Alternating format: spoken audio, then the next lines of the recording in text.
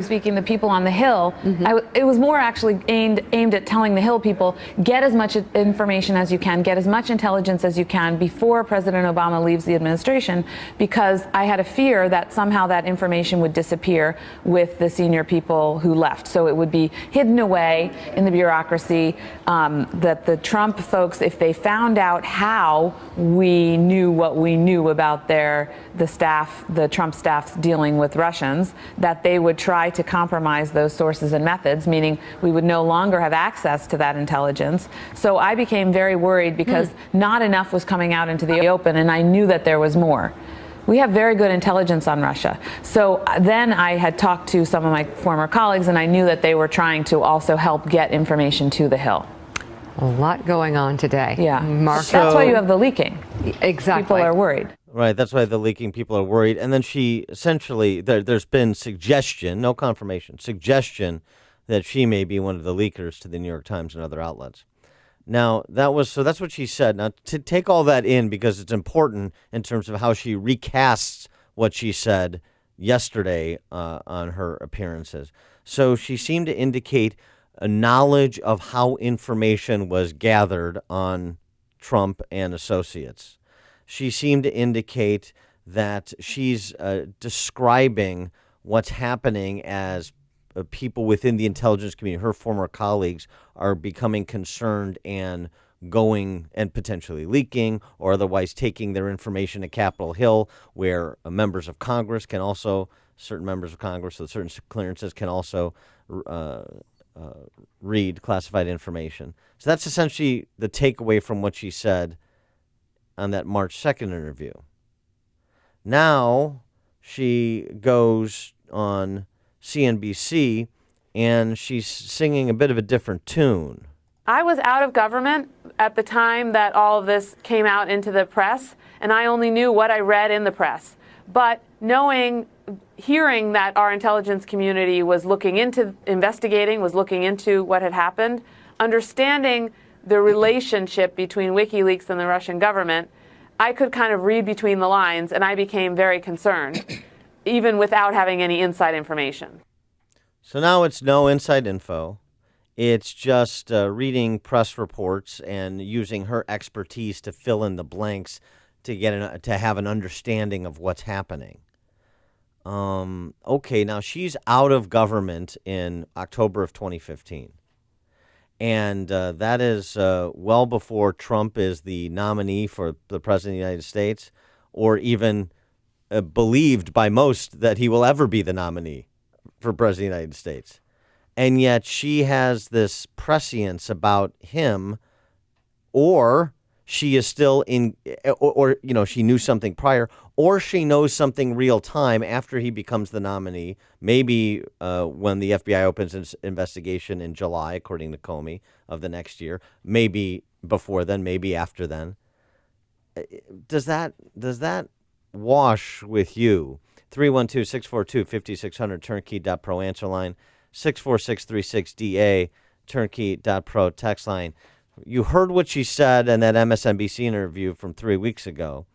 Now she's saying all she knew was what we all knew from press accounts, but because of her understanding of how these intelligence agencies work, her experience in the Department of Defense, she could fill in the blanks.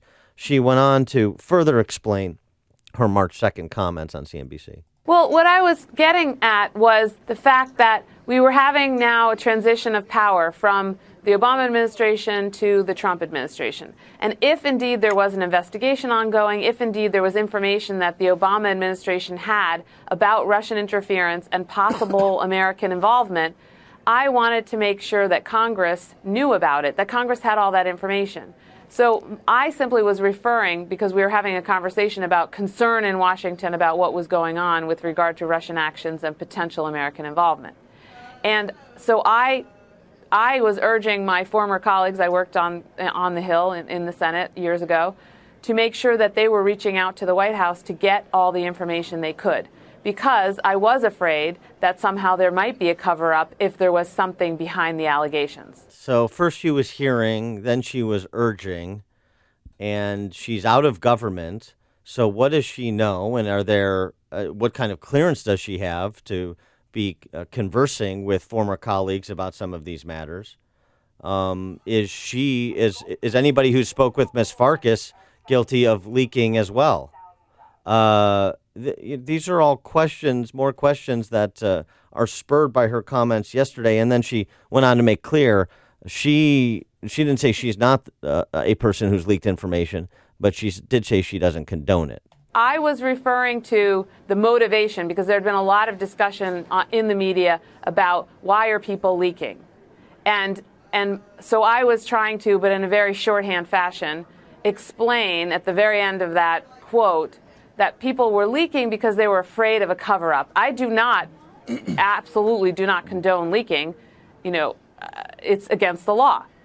What I was doing was explaining, though, why people might be motivated to do that. And I did not have any insider information myself, but I knew based on what was coming out in the press from these leaks and from official sources, the newspapers were quoting people, that my government probably has a pretty good sense of what the Russians did because we have good intelligence on Russia. So do you find that to be a credible explanation of her comments from earlier this month? 312-642-5600, turnkey.pro answer line, 64636-DA, turnkey.pro text line. We are now joined by Amy Jacobson. I've been here listening. Who's Here's your coffee, by the way. Thank you so much. Oh, Sorry. Thank you, Carlos. Yeah, you're welcome, Carlos. She sounds like she's really trying to cover her tracks so that she herself isn't charged with a crime, don't you think? Like, oh, sure, I'll go on yours. I mean, normally you'd be radio silent at this point, but now she's desperate to right her wrong so that she doesn't look guilty. Well, right. So she knows what she needs to say. Right. She knows the lines that need to be drawn. I didn't have inside information. I was giving a hypothetical, don't you think? Right. I was. If this was going to happen. Two things. I was reading between the lines from news accounts, and I'm just providing my opinion as an analyst. So that's how she kind of establishes a cover story for some of the curious things that she seemed to indicate in that interview earlier this month.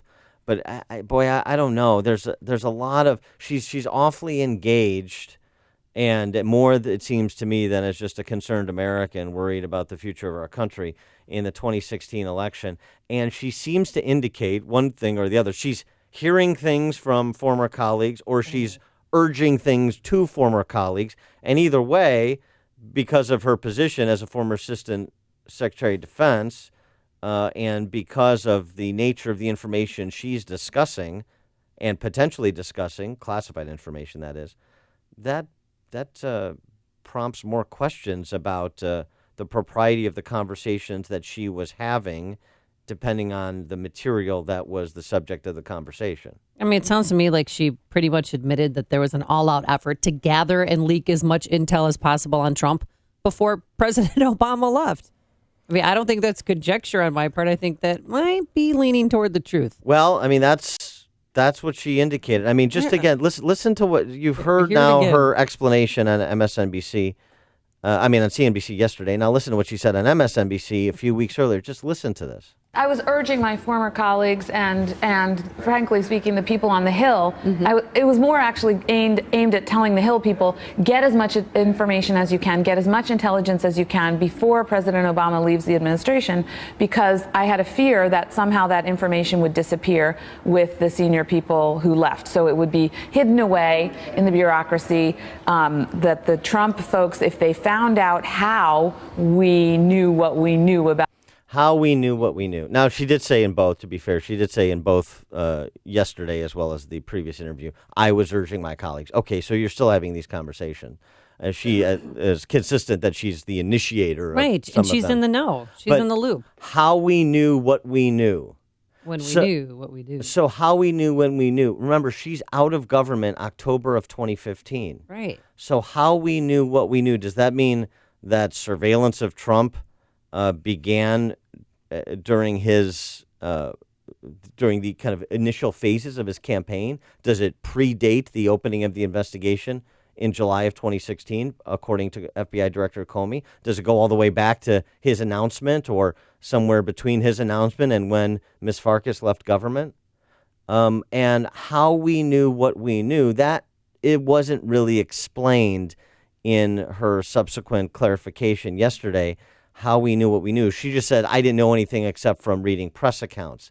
But how we knew what we knew and then saying all I know was from what I read in the newspapers, those two things don't seem to be, one doesn't seem to be a particularly good explanation for the other, or a particularly good clarification for the other. She's clearly talking in the interview on MSNBC about having inside knowledge.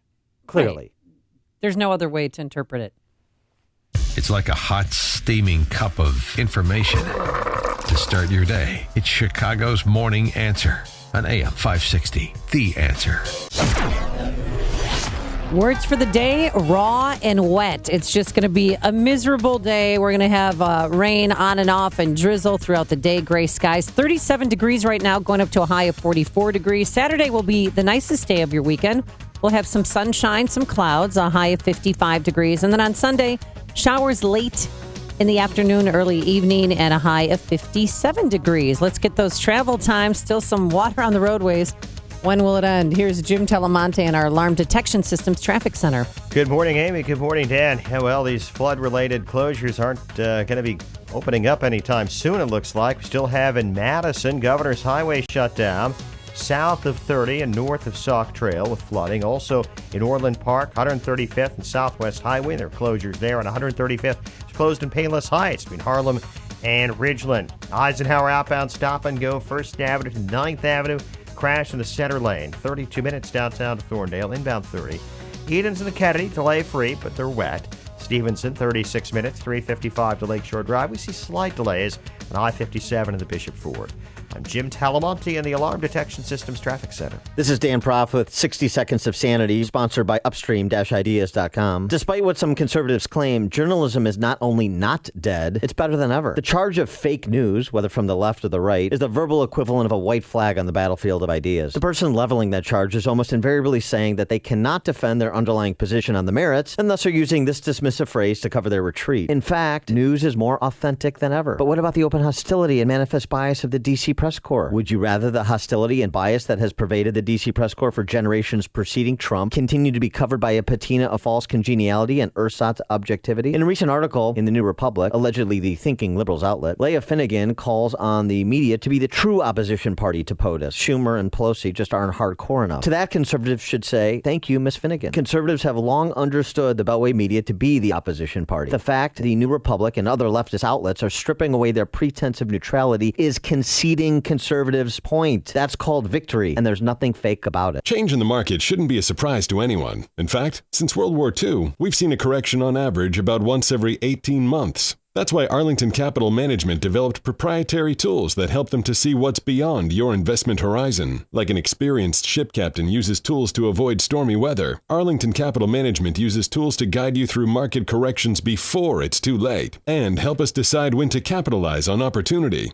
Call Arlington Capital Management today at 855-471-5796 to learn how their active management systems can help you. Each day, they actively explore the market, our economy, and all the variables that affect your investments. Stormy markets never cloud their vision. The professionals at Arlington Capital Management use their tools and experience to guide them. Call Arlington Capital Management today at 855-471-5796 for a financial review. The number again is 855-471-5796 or learn more at arlington-capital.com. Are all insurance agents the same? Well, I'd like to think I will work a little harder to give you the personal touch you need when it comes to protecting your family and hard-earned assets. My name is Tom Murray, and I'm an agent with Allstate Insurance, and we take our motto very seriously. You are, in fact, in good hands with us. I'm a longtime listener of AM 560. We have much in common, and believe me when I say I share your values and concerns. And I have never earned less than a 5-star rating with every single social media venue like Google, Yelp, and others because I deal directly with you and your concerns. Call me, Tom Murray, directly, and let's see if we can save you some money and make sure that the insurance you have on your life, auto, home, and health is the right coverage for you. Give me 15 minutes, and if I can't save you some money, I'll give you a $10 gift card to Starbucks. 847-380-1590 or Google Tom Murray Allstate and visit my website. 847-380-1590. That's 847-380-1590. AM 560, The Answer. When you've got questions, he always has an answer. It's Sean Hannity this afternoon at 2, right before Joe Walsh at 5 on AM 560, The Answer. Dan and Amy, we're talking about Miss Evelyn Farcas, former Assistant Secretary of Defense for Russia, Ukraine, Eurasia in the Obama administration, left the administration in October 2015. Now, how does she know so much information as she left in 2015? Well, unless she and her friends were still going out to dinner and discussing some top secret information. Well, clearly she still has relationships inside maybe the Department of Defense, other intelligence agencies. That wouldn't be a surprise. That seems to be what she was indicating in her comments on Morning Joe. And the fact that that interview wasn't discovered for 3 weeks, for all intents and purposes, just tells you something about Morning Joe's audience. Yeah. So, you can't catch everything. This one slipped through the cracks for a few weeks. So, mea culpa on that. But now, because of the firestorm she's created, seeming to confirm a lot of what has been alleged by Trump and surrogates, in addition to what we know about the one crime that was committed, the unmasking of Flynn's name, one crime we know was committed thus far. Farcas went on both CNBC yesterday, played those clips, also a local Boston show.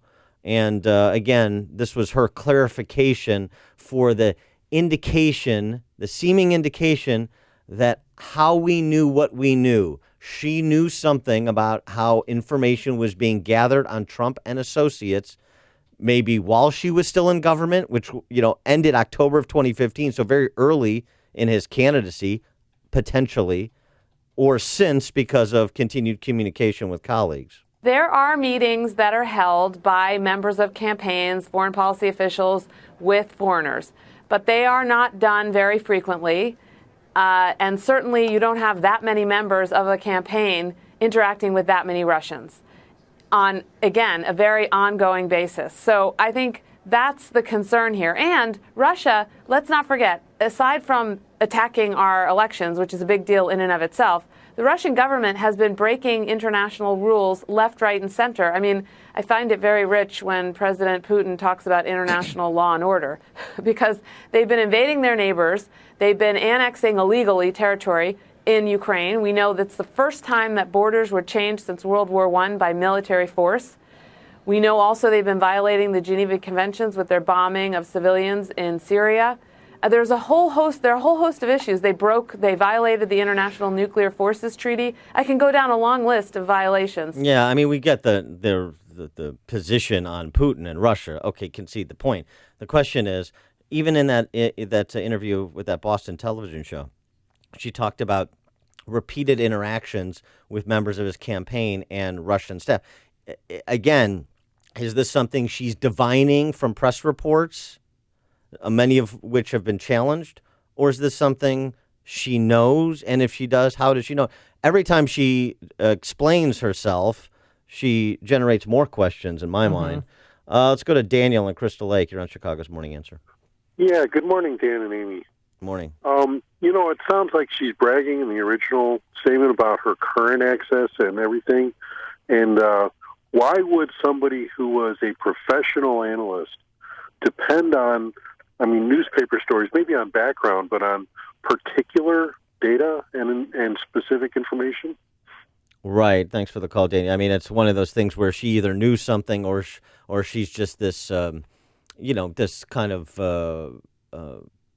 party activist or left-wing activist that just wants to believe the worst. And so she's, the most innocent construction. She's just believing the worst and divining the worst from these news accounts. That's essentially what she said on CNBC. I don't know how credible that is.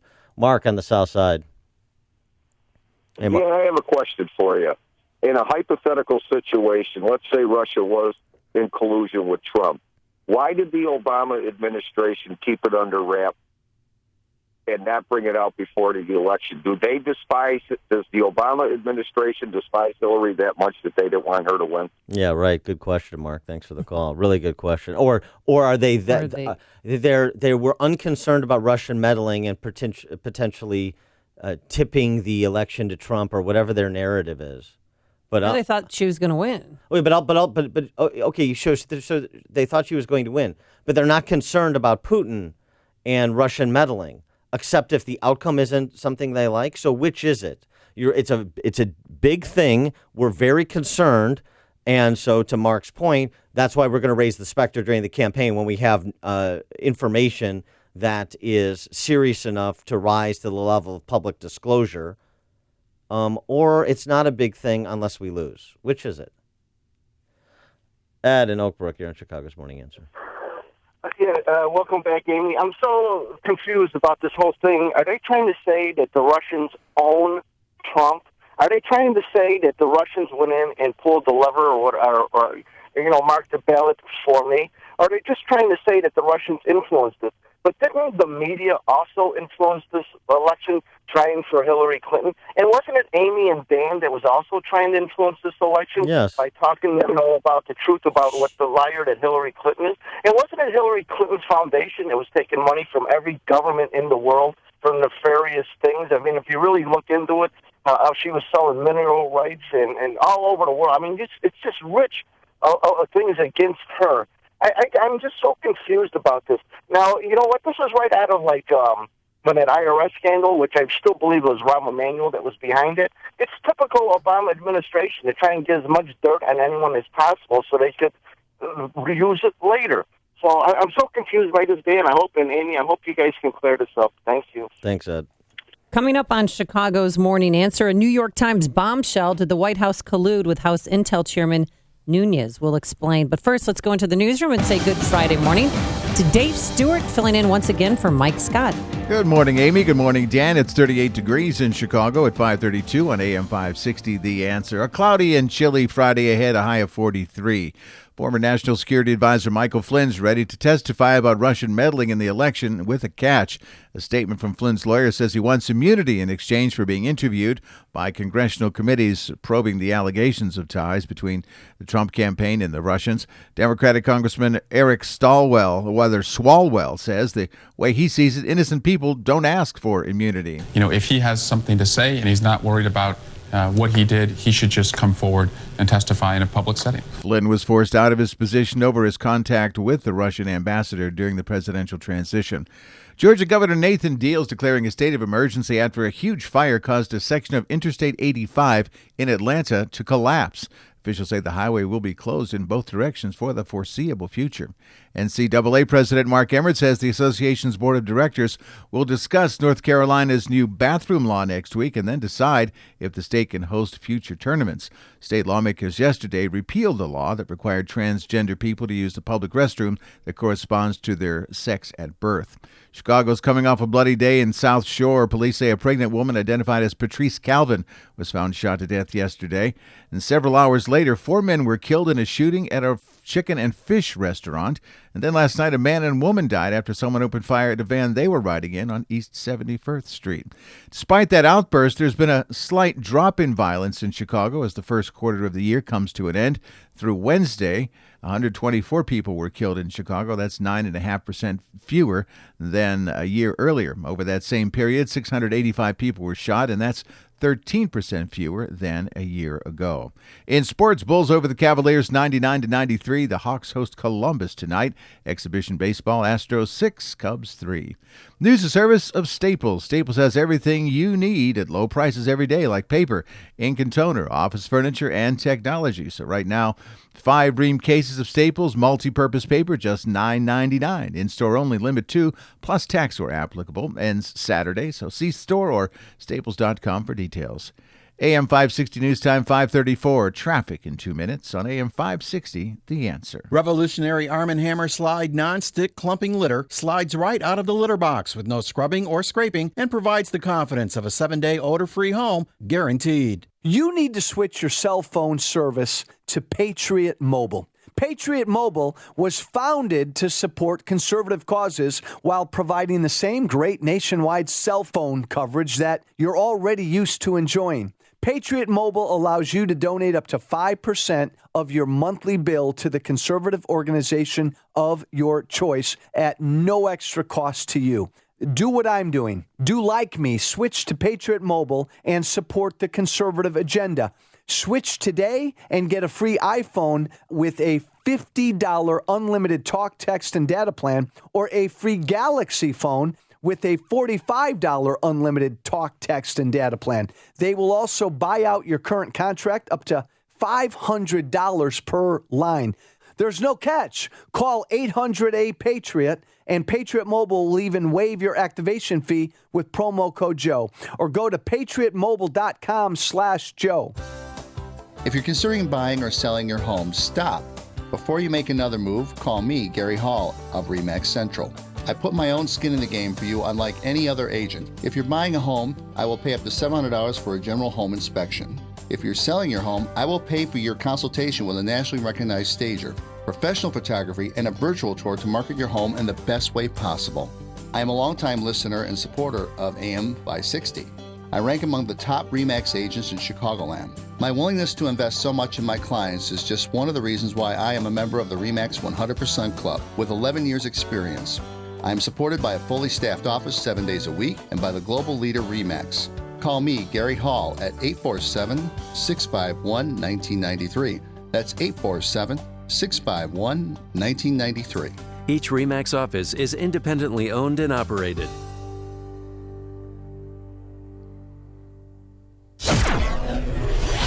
At 5:36 from the Alarm Detection Systems Traffic Center, here's Jim Talamonte. Thanks, David. Northbound I-65 traffic is jammed from 231 in Crown Point to 113th Avenue. The roadway is shut down right now. Northbound from 113th Avenue to 109th due to a crash involving a car and a semi. I-80 westbound stop and go from US 30 to Gallagher. Right lane's blocked. Reported truck fire. The Edens, the Kennedy are delay-free. Eisenhower got an outbound crash past First Avenue. 3 left lanes are blocked. Big delay start past Austin. 45 minutes downtown to Thorndale. Inbound 31. A bit of a Gapers delay starting around 25th. Inbound Stevenson, 38 minutes. 3:55 to Lakeshore Drive. Ryan, 17 minutes. 95th to downtown. I-57, 20 minutes. I-80 to the Merch Bishop Ford. Already 27. Traffic service of TrueCar. Using TrueCar, you can easily find the car you want. TrueCar users save an average of over $3,000 off MSRP when you're ready to buy a new or used car. Visit TrueCar to enjoy a more confident car buying experience. Traffic answers when you need them most. I'm Jim Talamonte, AM 560, The Answer. More of Chicago's Morning Answer next, but now the forecast, a service of aircomfort.com, providing the right climate for business since 1935. Some rain this morning, then mostly cloudy, breezy, chilly, high of 43. Cloudy tonight, low 33. Tomorrow, milder, some sunshine and some clouds, and a high of 56. Right now it's 37 at O'Hare. Next news, 6 o'clock. Get continuous coverage of the latest news, traffic, and weather at 560theanswer.com. Now more of Chicago's Morning Answer on AM 560, The Answer. This hourly segment is brought to you by Military Mortgage Talk with host Tony Gatliff. Sunday mornings at 9 on AM 560, The Answer. You want more than just the headlines? Find out what's going on and what it means with me, Dennis Prager, this morning at 11, right here on AM 560, The Answer. Good morning, Dan and Amy. So, more cloak and dagger and political bluster surrounding the House Intelligence Committee on the first day of the Senate Intelligence Committee, picking up some of these related issues. But in terms of House Intel, a lot of bluster regarding House Intelligence Committee Chairman Devin Nunes, Republican from California, particularly because you've had, as we mentioned yesterday, a Republican from North Carolina, Walter Jones, as well as at least one notable conservative, David French, in National Review, suggests that Mr. Nunes should recuse himself from this intelligence investigation. That is something that I completely reject. I don't think there's any basis for it whatsoever. Even with this newest information? And number two, just in terms of who's rejecting it, I'm in good company with the likes of Andy McCarthy and Victor Davis Hanson and Kim Strassel, who writes a blistering editorial in the Wall Street Journal. And even with this new information, the potential sources of the information he obtained? 2 White House staffers, some kid named Michael Ellis and Ezra Cohen Watnick. Some kid. I say kid. I'm sorry. They're in their 30s. Young 30s. Some young little whippersnappers there that allegedly brought him when he had his meeting on the White House grounds last Wednesday, that they gave him that information, and then he turned around and took that information and gave it to President Trump. Allegedly. Yeah, okay, let's slow down. Ezra Cohen-Watnick, number one, is the Senior Director for Intelligence at the National Security Council. And Michael Ellis is a lawyer who works on national security issues at the White House counsel's office. They aren't on a merry-go-round on the Rose Garden. They're not in the jumpy, so, not bouncy house, the ball pit. Okay. So that's number one. Number two, as Hansen points out, Victor Davis Hansen, National Review, arguing that Nunes shouldn't resign. An unidentified intelligence official, possibly it's reported now, attached in some role to the White House, apparently contacted Nunes. We have no idea whether the source did so because he did not completely trust high-ranking intelligence officials or because he did not yet have confidence in the experience of the new Trump administration to digest such information, or because he was caught up in the internal politics or wished himself to adjudicate the veracity of a prior Trump tweet. We do know that he did not, in this case, leak classified information to the press, as have higher-up officials, Michael Flynn. In any case, Michael Flynn's name being leaked. In any case, the source sought to have Nunes confirm the authenticity of his information, which purportedly suggested improperly handled intelligence agency intercepts of the Trump transition team.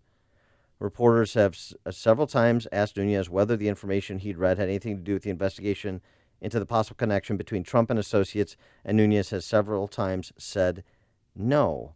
So the source of the leaks and his disclosure to the press, and then his meeting with the Trump officials, and then his apology to his Democrat, his fellow committee members who are Democrats, the revelation of allegations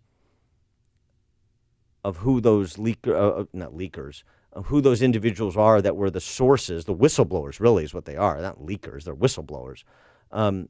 Their alleged identities, how does that change the narrative for Nunes?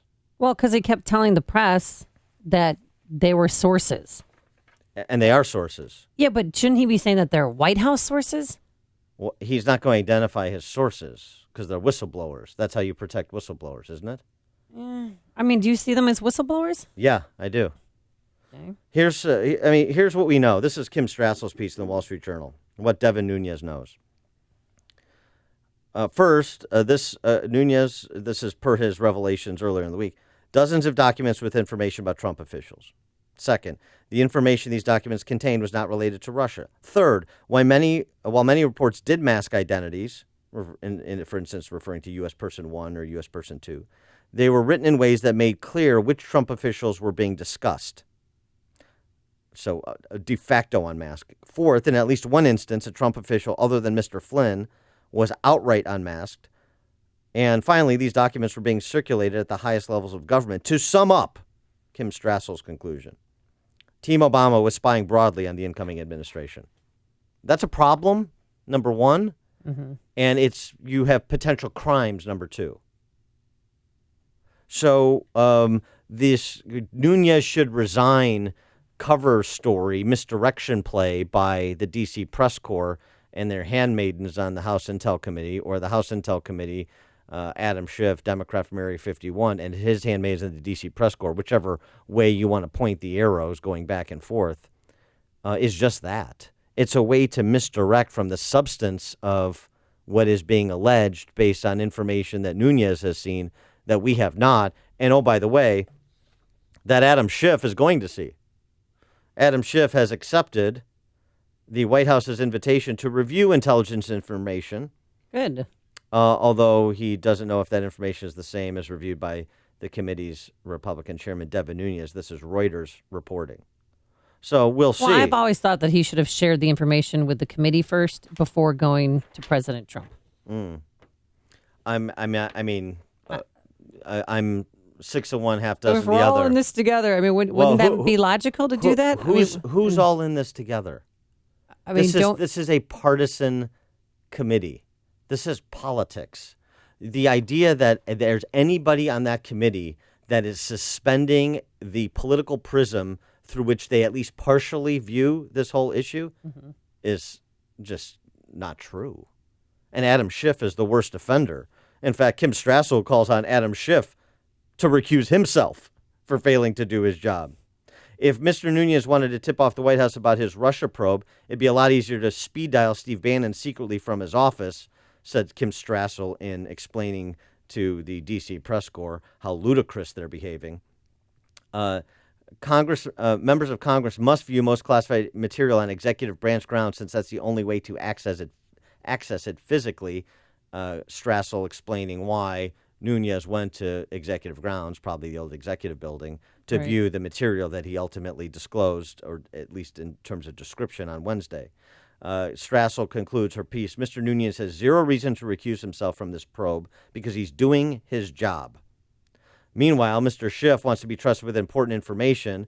Then he should stop rumor mongering that there is more than circumstantial evidence, quote unquote, the phrase he's used repeatedly, of Trump-Russia collusion. He might voice some concern that a prior White House was monitoring its political opponents. He might ask whether Obama officials had been reverse monitoring, tracking foreign officials solely so they could spy on the Trump team. All legitimate questions for which Mr. Schiff has no interest. Well, according to the New York Times, Mr. Nunes, who served on Trump's transition team, met with his source on the grounds of the White House stand because he needed a secure location where people with security clearance could legally view classified information. That's right. And that's the executive grounds. Right. And probably the old executive building. Yeah. Eisenhower Executive Office. So, just in terms of your conversations out there, men and women of America and the Chicago Morning Answer listening audience, don't fall prey to the left wanting to make this about Devin Nunes. This is about the substance of the information that is being obtained, however it is being obtained, and the veracity of it and the implications, both in terms of, as Strassel points out in her piece, spying on political opponents, and equally, if not more important, breaking federal law, which we know has already been done by whoever it was who leaked Michael Flynn's identity. That's the one federal law that we know has been broken by somebody. And this information that Nunes shared with President Trump it was not related to the Russian investigations. That's according to Nunes. Yes. That's what he has said. Over and over again. And remember, we'll find out. I mean, if you think Devin Nunes is, again, another Manchurian candidate, because that's all the left has is these conspiracy theories. Here are a bunch of dots. We're going to draw lines to connect them, even though we have no evidence to support the drawing of those lines, at least none that's been presented. But Nunes' credibility is on the line, too. So why not, as David Harsanyi wrote in The Federalist the other day, let it play out. And if it turns out that what Nunes is suggesting cannot be substantiated, then he destroys much of his credibility on the topic. It seems to me the left is pretending they want to go wherever the truth leads when they really don't. They just want to provide more fuel to this fire that they've invested so much political capital and so far have very little prove-up associated with it. Very little prove-up that the world is on fire per the Trump administration's collusion with Russia. And there's going to be this, clarifying moment, if you will, where this goes one direction or the other, where you exhaust all the excuse-making and the political bombast, and you've got to show your cards. Both sides. So we'll see. If you're talking about it, Dan and Amy are talking about it. It's Chicago's Morning Answer on AM 560. The Answer. Coming up next, Dad sends his son a brutal tough love message at a sporting event. But first, here's your forecast. It's going to be just a nasty day out there. Windy, wet, and cold. 37 degrees right now, going up to a high of 44 degrees. Wind gusts of up to 35 miles per hour. Saturday is going to be beautiful, though, because the sun is going to return. Let's welcome it with open arms. A few high clouds, a warm high of 55 degrees. And on Sunday, we're going to start off nice, a high of 57. There's going to be showers rolling through here late in the evening. Now let's get into the Alarm Detection Systems Traffic Center, where it's always sunny, bright, and beautiful because of one Jim Telemonte. It's nicer in here than it is on I-65 right now, Amy. Thanks. Good morning. In fact, northbound I-65 is closed right now between 113th Avenue and 109th. There's a crash. Traffic stuck in there can exit at 109th and get back on there, but it's a big backup starting around 231 in Crown Point up to the crash scene. So if you're going that way, get off at 231 or even south of there and either head east to 41 or to another thoroughfare because it's a big mess northbound. Southbound, everything's open. I-80 westbound, a little bit of heavy traffic on Gallagher. There was an earlier reported truck fire. Eisenhower outbound, stop and go central to past First Avenue. A crash there is cleared. 45 minutes downtown to Thorndale. Inbound 36, some gapers. Elsewhere, it's fairly routine. I'm Jim Talamonte, the Alarm Detection Systems Traffic Center. I don't want to get up. I got to give the annual report at the meeting today. It's probably going to be the same old soggy lunch, too.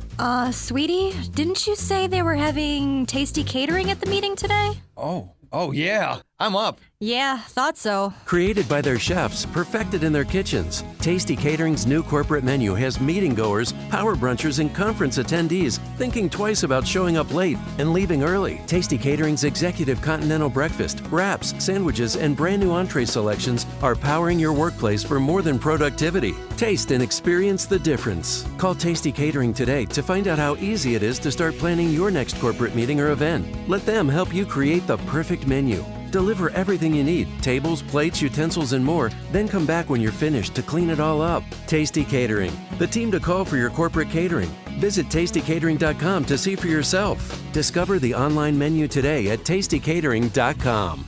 Balance of Nature's fruits and veggies. I had gout in both my knees, and it's gone. Well, I'm pretty stupid. I should have ordered it 15 years ago. It's the most effective product that I've ever bought in my life. He had eczema on his hand, and it cracked for years. He did anything from doctor, every cream, everything. And 3 months on the veggies and fruit, it was gone. They're just awesome. They keep asking me, what am I doing? I told them what I did with my cholesterol. I had the blood test, right? And it went down 100 points. 262, now it's 162. Everything is just perfect. Balance of Nature is celebrating its 20th anniversary by providing you the best offer they've ever given. 2 free months of fruits and veggies and free shipping. Call now for details. Call 1-800-2468-751. That's 1-800-2468-751. Or go online to balanceofnature.com. Use promo code Chicago. Is your website and marketing strategy helping your business to meet strangers? This is Brandon Wilson, and this is the Distant Horizon Internet Minute. Sometimes I feel like I'm in the twilight zone. Everyone is now familiar with WordPress and Salesforce and Constant Contact, but people are forgetting how to actually be marketers and salespeople. Can you run your business just on the people you already know? Of course not. The purpose of marketing is to meet strangers and to turn them into paying clients. At DistantHorizon.com, we can build any website, no matter how custom. And then we integrate that website with social, CRM, and marketing automation techniques to ensure that your business is constantly introducing itself to new prospects, not just sending templated newsletters to people you already know. We can change the DNA of your business so you take the technical stuff for granted and focus your thoughts on growth. Would you like to rethink your strategy? Well, it's easy, and it starts with a free consultation. Call me, Brandon Wilson, on my cell phone at 773-WEBSITE or visit distanthorizon.com. That's 773-932-7483 and distanthorizon.com. Hey, with ChicagoRadioDeals.com, seeing is believing, and you have to see the deals from Vision One LASIK Center. Get LASIK surgery on both eyes at their state-of-the-art center in Lombard for only $1,900. This is a $3,800 value. Start with a consultation at either their Arlington Heights, Chicago, or Lombard location. Now, Vision One is a private practice with LASIK specialists Dr. Brand, Dr. Martin, and Dr. Berger. Hey, are you ready for this hot deal? Bikram Yoga of Rolling Meadows has a 10-class package at their beautiful studios on Hicks Road. And a 10-class package is yours for only $50. That's a $130 value. So look also into adult boot camp classes for your best body from MFC Sports Performance in Darien. All this and more can be found only at ChicagoRadioDeals.com. Townstone Financial is synonymous with great rates, low closing costs, and phenomenal service to the thousands who have completed purchases and refinances with us since 2002. Hi, my name is Barry Sterner, owner of Townstone Financial. Let's hear about the Townstone experience from one of our customers. With my house here in Chicago, you guys did my first mortgage, and then we just did the second one on a refi. Let's pick my three lenders that my realtor said that he used, and I'm like, they're not going to come close to Zach, but let's just play with them. And I did, and they didn't come close. Yeah, they're like, yeah, we can't match that. That's fact. You can't compete with Townstone. Remember, nobody values your business more than Townstone Financial, and I'm always available to answer your questions. Call me now, Barry Sterner, at 312-896-2111. That's 312-896-2111. Or go to townstone.com. That's TOWNSTONE.com. Townstone Financials in Indiana, Michigan, Wisconsin, Florida, Illinois. Mortgage licensee 6629 and NMLS 136639. Equal housing lender. When you think about spring, what comes to mind? Baseball, tulips, spring cleaning? How about cleaning up your home? Hi, Amy Jacobson here to tell you about our good friends at CertaPro Painters. Spring has arrived, and it's a great time to focus on your exterior painting. Don't deny how ugly it is. You know, the chipping, peeling, eyesore of a front porch. So do what I did and call CertaPro Painters now. 1-800-GO-CERTA or visit CertaPro.com. That's Certa with a C. They really are the best in the business. They're clean, responsible, talented. They increased our property values. They're such a top-notch company. They've been around for 25 years and counting. So do what I did and experience the CertaPro difference. 1-800-GO-CERTA or CertaPro.com. That's Certa with a C. Each CertaPro Painters business is independently owned and operated. CertaPro Painters, we do painting, you do life. Introducing the perfect getaway, nestled in the prairie, a place you can go to unload the stress of the day and recharge your inner peace. A place that fills your senses with fresh air and the sweet sounds of your Second Amendment rights being exercised. It's where you go to clear your head. Set your sights for the range at 355. Shoot in a brand new state-of-the-art facility with 2 ranges, one programmable for distance and the other for turning and tactical drills, featuring Mancom Touch Plus and Mancom Touch and Go systems. Trust us, it's cool. The range at 355, situated on a private parcel of wetlands at the crossroads of I-55 and 355, right off Boughton Road. A shooting oasis with a full array of firearms, ammunition, accessories, and classes with professional guidance and courteous instruction. Take a vacation from the mundane. The Range at 355, founded by patriots like you. For range hours and info, visit range355.com. At 5:57, a check of the roads from the Alarm Detection Systems Traffic Center. Here's Jim Talamonte. David, northbound I-65 is jammed, 231 to 109th Avenue, where a crash has moved to the right shoulder. Kennedy inbound, 21 minutes, O'Hare to downtown. Outbound 20, Edens is still clear. Eisenhower, 35 minutes, Thorndale to the Loop. Outbound 36. Stevenson, 40 minutes, 355 to Lakeshore Drive. Ryan is 20 minutes, 95th to downtown. I-57, 22 minutes. I-80 to the Merge. Bishop 426. Traffic service of Kohl's. This Saturday is Super Saturday at Kohl's. Shop great early bird specials until 1 p.m. Plus, friends and family take an extra 20% off. You'll also get $10 Kohl's cash for every $50 spent this Saturday at Kohl's. Some exclusions apply. See store or Kohls.com for details. Traffic answers when you need them most. I'm Jim Talamonte on AM 560, The Answer. And now your forecast, a service of aircomfort.com, providing the right climate for business since 1935. And here's meteorologist Kevin Snyder. Today, a little morning rain, otherwise mostly cloudy, breezy, and chilly. High 44, clearing tonight, low 33. Milder tomorrow with sun and some clouds. High 55 and a rather cloudy night with a low 37. I'm Kevin Snyder on AM 560. The Answer. It's 37 degrees at O'Hare right now. AM 560 News Time, 5:59. Time to check the climate of your business with aircomfort.com, providing the right climate for business since 1935. In the news, police investigating a rash of violence in South Shore. Police say a pregnant woman, Patrice Calvin, found shot to death yesterday in an apartment near 75th Street. Several hours later, 4 men killed in a shooting at a restaurant. And then last night, a man and woman died after someone opened fire at a van they were riding in on East 71st. Illinois is working with the Simon Wiesenthal Center to expand anti-hate education among state students. Democrats in Springfield want the state to have its own protections for internet privacy. A House committee has endorsed 2 online privacy measures, including one that would allow people to find out what information companies like Google have collected on them. In sports, the Bulls over the Cavaliers 99-93. The news service of Hum by Verizon. Is your check engine light on? Well, Hum by Verizon can tell you why, so you can fix small problems before they become big ones.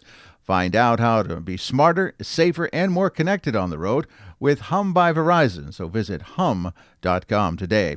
We've got more of Chicago's Morning Answer coming up in just a bit after a check of national and international news from Fox, WIND Chicago.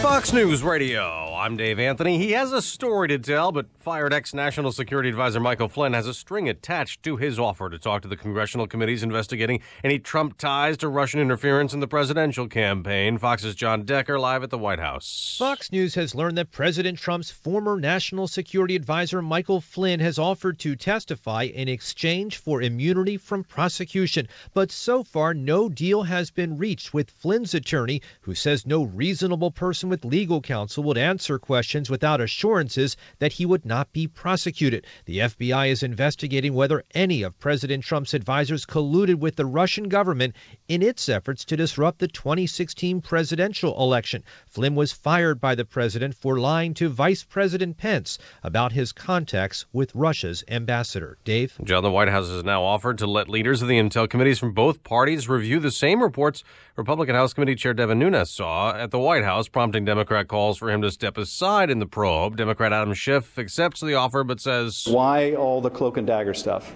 And that's something that we need to get to the bottom of. Secretary of State Tillerson is talking to our NATO allies at a meeting in Brussels. We want to discuss how we can build on NATO's already important involvement in the fight to defeat ISIS. And Tillerson's also pushing to get other countries to spend more on NATO defense.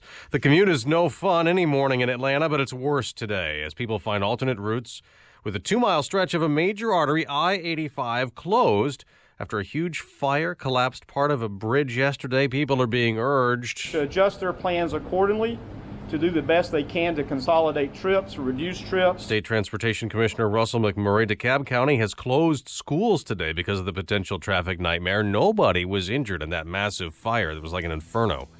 Fox News Radio, fair and balanced. By now, you've had your chance to watch the mainstream media do everything they can to destroy President Donald Trump. Any pretense of being fair and impartial is now history. While all these years they were playing a game trying to disguise their true intentions, now it's simply Katie bar the door. Certain networks seem to have abandoned whatever journalistic credibility they once held dear. So what to do? Where do you turn? How can you know what's really going on? Just keep it right here. We'll get you through. AM 560, The Answer. As a small business owner, you make every dollar count. So what could you do with $10? Go to Vistaprint.com today and you'll get 500 high-quality custom business cards for only $9.99. That's less than 2 cents per card. And at Vistaprint, your satisfaction is absolutely guaranteed. So it's never been easier to turn 500 strangers into connections. Just visit Vistaprint.com and use promo code 7171 at checkout. That's Vistaprint.com, promo code 7171. Men, if you're like me, you appreciate the feeling of a smooth, clean shave. But you're tired of paying $32 for new blades. Stop messing around with those generic razors and start shaving with Harry's for half the price. Harry's is so confident in the quality of their blades, they'll send you their most popular shave set, shaving cream, and post-shave balm for free when you cover shipping, a total value of $20.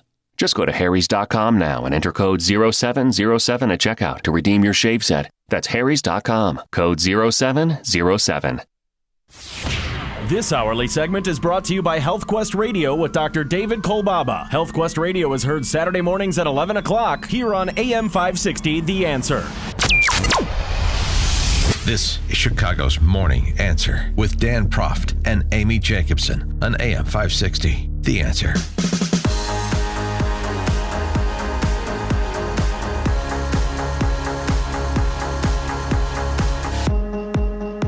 Good morning, Dan and Amy. And Mike Pence values his marriage, and this is a source of incredible ridicule from the left. It's unbelievable. I mean, you're darned if you do, and you're darned if you don't. Here's the fascinating development that occurred yesterday. So there's this Washington Post profile piece on Karen Pence, Mike Pence's wife. Yeah. Butler Bulldogs. Karen Pence is the vice president's prayer warrior, gut check, and shield. As governor, Mike Pence had a very tight inner circle, and Karen Pence was very much a part of it, said Brian Howie, who we've talked to on this show before. He's the publisher of Howie Politics Indiana, which is an influential political newsletter in the Hoosier State. Howie goes on to say, I would characterize her as the silent, omnipresent partner. You knew she was there. You knew there was some considerable influence she wielded, but boy, she was not public about it. So that's kind of the relationship in a sentence as it pertains to politics, I suppose. But the piece, the part of that piece that is generating all the controversy. Controversy. It's not. I mean, this is why some people view the left as maybe a little bit ill. Though in the Washington Post article, yeah, part of their explaining their marriage includes this rule they live by, their 32-year marriage, that Pence will not attend events where alcohol is served without his wife, and he will not have dinner with another woman without someone else present. Amen. He told The Hill in 2002, if there's alcohol being served and people are being loose, I want to have the best-looking brunette in the room standing next to me. Do you find Vice President Pence's marriage to his wife, Karen, healthy and normal? Or do you find this to be something that... well, the socially liberal call it misogynistic and bizarre, Dan. Yes. Is Yeah. that bizarre? Is that off-putting to you? Does that mean, as I'm not kidding, Mother Jones editor-in-chief Clara Jeffrey, if Pence won't eat dinner alone with any woman but his wife, that means he won't hire any women in key spots. Oh. I don't. Oh, please. Can someone help me connect those dots? 312-642-5600, turnkey.pro answer line.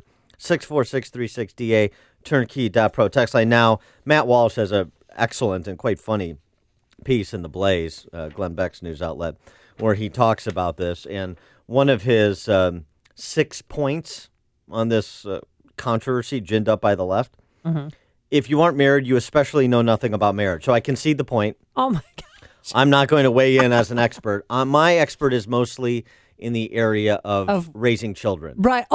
But wait, you don't have children. Well, that's true, but I've developed a certain expertise there. For example, you'll recall my advice when your children, Peyton and Eli, had to compete for the one Cubs playoff ticket you had. You had 2 tickets. 2 tickets, yep. Peyton and Eli had to compete. You were totally baffled as to how to make that Sophie's choice. It's Sophie's choice, right. And so this is where I intervened heroically.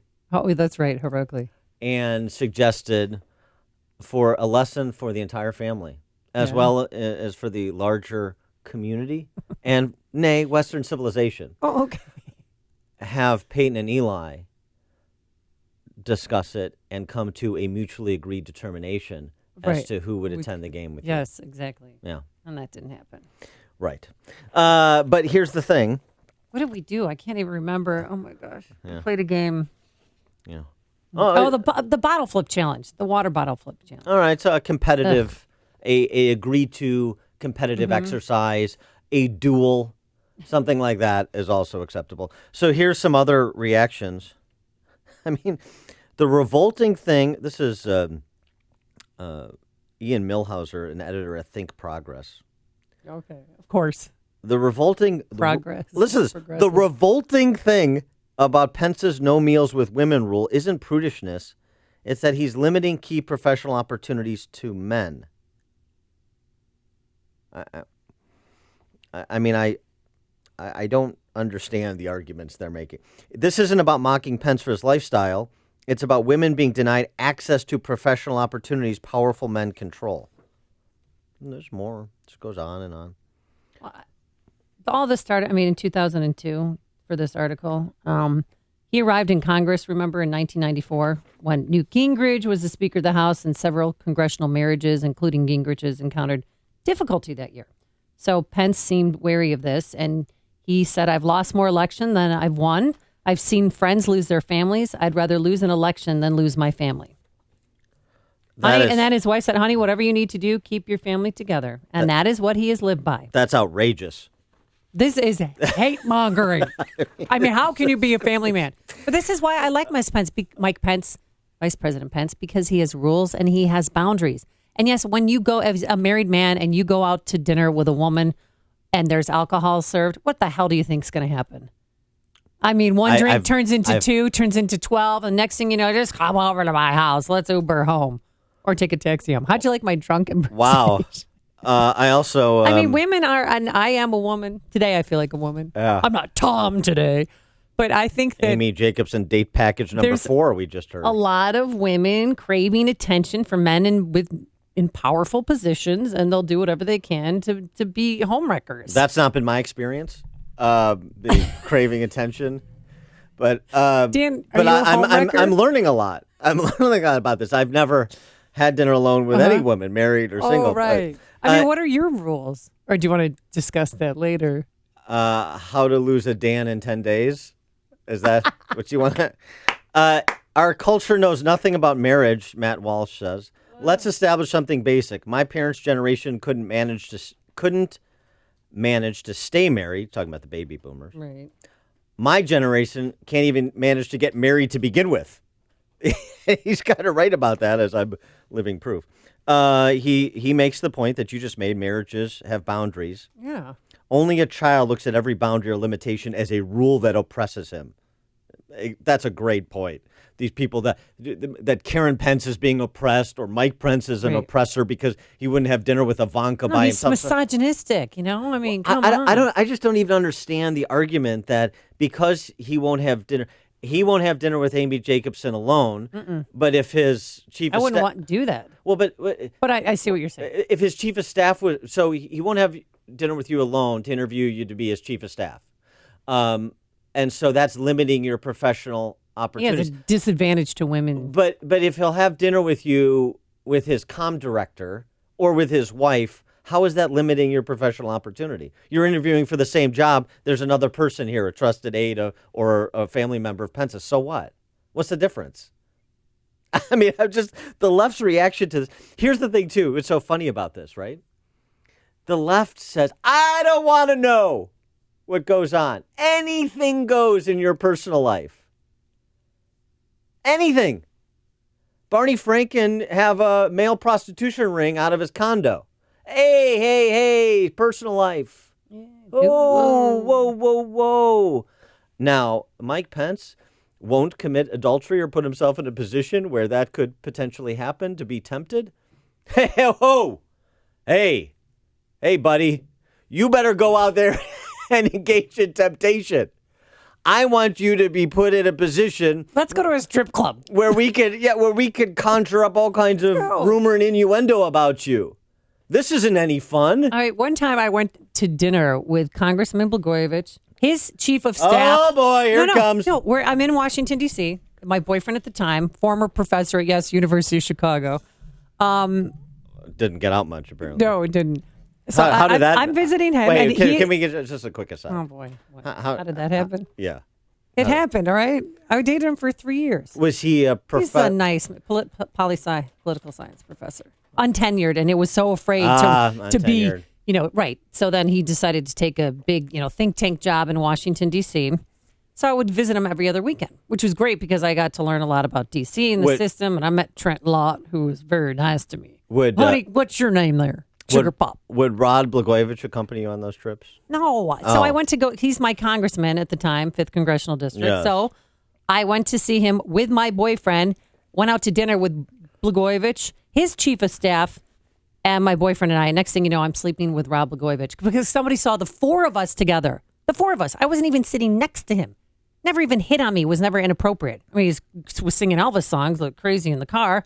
But that's how there's an appearance of impropriety by just putting yourself in that position. So kudos to Governor Pence, Vice President Pence, for not putting himself even in that position. Did Blagojevich let you touch the football? No, the football. What, his brush, his hairbrush. That was called the football. It was in the car, though, on the front seat of the car.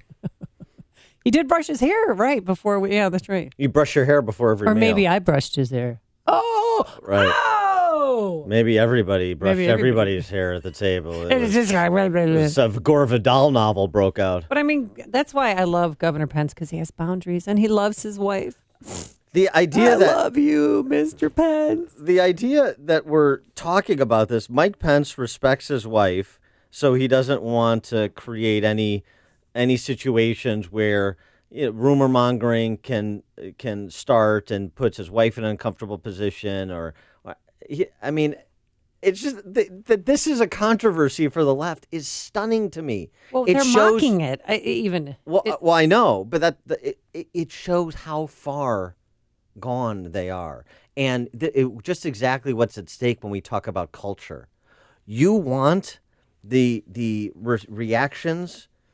Per the reactions from people like the editor of Think Progress and Mother Jones, you want these people to be the vanguards of American culture? Do you really? Well, some executive editor of Longhorn magazine said, I'm trying to imagine what my career would look like if I'd refused to dine solo with male editors and interview subjects. First of all, we don't even know if you're married, cray-cray. And the people that come on. She's a staff writer at Texas Monthly, excuse me. Oh, sure. I let my subscription run out. Chip in St. Charles, you're on Chicago's Morning Answer. She's single. You're 100% right, Dan. And what goes on is liberals aren't burdened by things like character and honor and vows and things like that. To them, if you're a woman and you haven't had 3 or 4 abortions and mess around on your husband 5 or 6 times, you're really not even a person. You haven't grown. These people are sick, and Mike Pence is a very honorable man. Thanks for the call, Chip. The Clintons' marriage off limits. Oh, yeah. Oh, that's right. Oh, that's between Bill and Hillary. That wasn't misogynistic or bizarre or how dare unprecedented to have an intern do some things with a cigar after a cup of Starbucks in the Oval Office. That's, just look the other way. How dare you delve into somebody's private life, even as a public figure, even as President of the United States. That is off limits. How dare you? That's not Hillary's fault. She is a victim as well. But we're not going to comment on that because it was just, it was just an intern. And it was just what it was, right? That's not even a big deal. So why are we even talking about it? This is their reaction. But Mike Pence honoring his wife, it's prudishness at best, and it's misogyny and preventing the professional advancement of women at its worst. I mean, it's just incredible. Here's another tweet. Pence basically says that women shouldn't be able to exist in public without a chaperone. Did they even read the piece? I would characterize her, meaning Karen Pence, this is the Brian Howie, as the silent, omnipresent partner. Not, she wasn't, Mike Pence wasn't her guardian. He wasn't her custodial parent.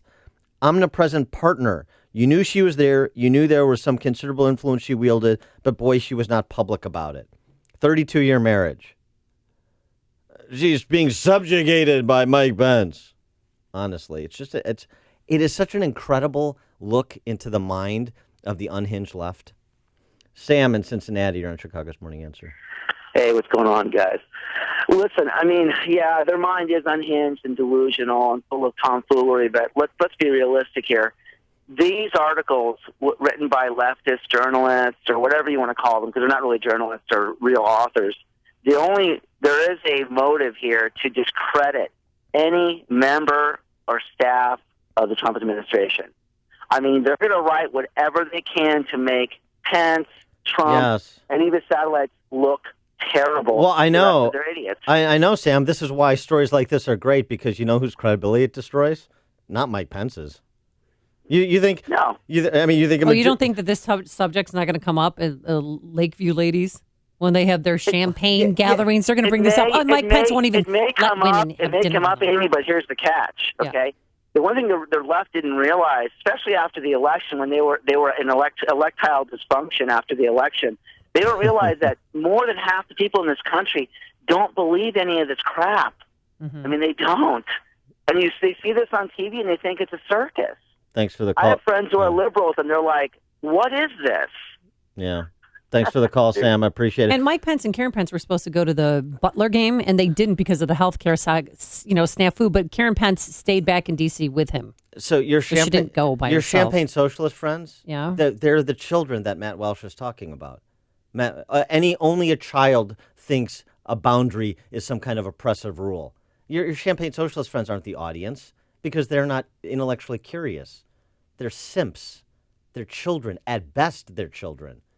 They're hysterical totalitarian bots is what they really are. And here's the thing. Molly Hemingway points this out, too, in her piece on the topic. Every couple has to decide how they want to protect their marriage. Yep. And this is a shock. I mean, again, I'm not married, but I'm describing people who are weighing in on this and who have successful marriages. There are a lot of people who don't see a wedding ring as a barrier to a relationship. Sometimes wedding rings encourage bad behavior. Like it's a challenge. Oh, I'm going to get her or him to cheat on their spouse. And the you want to know how it is on the streets, Dan. Well, when you get out there. Thanks for giving me a report from the underbelly of our culture. Hey, you're welcome. I appreciate your. Appreciate you, man. Appreciate your diligence in existing. I'm here for you, man. But I mean, just to this point, you want to make an issue of this? You think you're taking down Mike Pence, or you think you're raising the specter of questions about his relationship with his wife? I mean, I'd love to hear from women. And by the way, this is not to say that that you don't have that rule. I mean, my point to referencing the Molly Hemingway piece. Every couple has to decide how they want to protect their marriage. Some people have open marriages. Well, I mean, every marriage is different. I'm not suggesting that. Of course you're not. An open marriage is not marriage. It's marriage. That's just another marriage redefinition. Get rid of the word marriage. Okay. So here's the thing. Other couples, no problem. The husband travels a lot. The wife travels a lot. They have client dinners, whatever. That's not to say that Mike Pence's rule needs to be the order of the day. Without the Mike Pence rule, you can't have a successful marriage. Nobody's saying that. This is how the Pences choose to protect their marriage. And the fact that they want to protect their marriage is great. They should be applauded for that. I thought that's a good thing. Isn't that what... I mean, I'd love to hear from women on this, too. Do you find this... Tom? No, I mean, in addition to you, but do you find this offensive? Do you find this somehow oppressive as they're contending? I mean, Matt Walsh had another observation, too. He referred to somebody who suggested that this is like Sharia law. Oh, my that Karen Pence is living under. The funny thing, Matt Walsh pointed out in his piece, that's the first time I've heard a liberal criticize Sharia law. Listen to Dan and Amy on your smartphone. Download the AM560 mobile app today at 560theanswer.com/mobile. Today it's going to be wet and rainy and pretty miserable out there. Misty all day long. No sunshine for anybody. 36 degrees right now. Going up to a high today of 44 degrees. Saturday looks wonderful. It's going to be nice. Sunshine, a few high clouds, 55 degrees. And on Sunday, fun day. It'll be a little bit warmer, 57 degrees and showers late in the afternoon. Let's get into our Alarm Detection Systems Traffic Center to a very decent human being, a married man who's happy, Jim Talamonte. Well, thank you, Amy, very much. Good morning. Good morning, Dan. We still have some flood-related closures, mainly in the southwest suburbs. Everything's shut down in Orland Park around 135th and Southwest Highway. Also in Madison, Governor's Highway is closed. Also in Richton Park, south of 30 and north of Sauk Trail with high water. Northbound I-65 is in recovery mode. Still stop and go from 231 in Crown Point to 93rd Avenue. There was an earlier crash at 109th. The Edens is fine. The Kennedy, 24 minutes. O'Hare to downtown, outbound 20. The Eisenhower, 42 minutes. Thorndale to the post office, outbound 33. Stevenson, 48 minutes, 3:55 to the drive near Pulaski. Watch out for a large pothole in the center lane. Ryan is 22 minutes, 95th to downtown. I'm Jim Talamonte in the Alarm Detection Systems Traffic Center. Hey, you're probably not thinking about back to school season right now. In fact, many of you are in the midst of spring break, but now is the best time to think about where you'll be sending your son or daughter to school. This fall, it's a pretty big decision, and you may have felt like private schools, not in the budget for your family. Well, think again. We want to tell you about halfpriceschools.com. At halfpriceschools.com, you can find a local private school from all over the Chicagoland area that are offering vouchers for a full year of tuition at half the price with no catch. Find a school near you, purchase a tuition voucher, and prepare to send your child off to school this fall. It's quite simple. They have schools located in Mount Prospect, Bensonville, Antioch, South Holland, Chicago, just to name a few. So make private schools affordable for your family for the first time this year. But act quickly. These vouchers always sell out. So visit halfpriceschools.com today. That's halfpriceschools.com. Napa know-how. A Napa guy knows the only way you'd give a freshly minted driver a brand new car is if he promises to never drive it. Instead, let him grind the gears and knock over the neighbor's mailbox in something a little more suited to his skill level. And with over 500,000 parts and a little Napa know-how, he can safely drive something that's nearly as old as he is. It's not perfect, but it's perfect for him. That's Napa know-how. Napa know-how. If you think trains will stop if they see a car on the tracks, you're right, they will. About a mile after they hit you.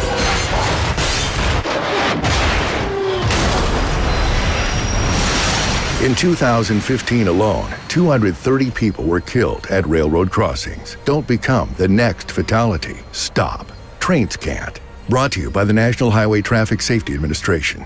This is Dan Proff with 60 Seconds of Sanity, sponsored by Upstream-Ideas.com. Despite what some conservatives claim, journalism is not only not dead, it's better than ever. The charge of fake news, whether from the left or the right, is the verbal equivalent of a white flag on the battlefield of ideas. The person leveling that charge is almost invariably saying that they cannot defend their underlying position on the merits, and thus are using this dismissive phrase to cover their retreat. In fact, news is more authentic than ever. But what about the open hostility and manifest bias of the D.C. press corps? Would you rather the hostility and bias that has pervaded the D.C. press corps for generations preceding Trump continue to be covered by a patina of false congeniality and ersatz objectivity? In a recent article in the New Republic, allegedly the Thinking Liberals outlet, Leah Finnegan calls on the media to be the true opposition party to POTUS. Schumer and Pelosi just aren't hardcore enough. To that, conservatives should say, thank you, Ms. Finnegan. Conservatives have long understood the Beltway media to be the opposition party. The fact the New Republic and other leftist outlets are stripping away their pretense of neutrality is conceding conservatives' point. That's called victory, and there's nothing fake about it. Harvey owns a building and wants to save money by making his heating and cooling system more energy efficient. Yes. But Harvey's afraid of the cost and if he can get a return on his investment. I am indeed. Plus, he's nervous about disrupting the businesses that rent space in his building. Harvey doesn't know what to do with an HVAC system that's seen better days.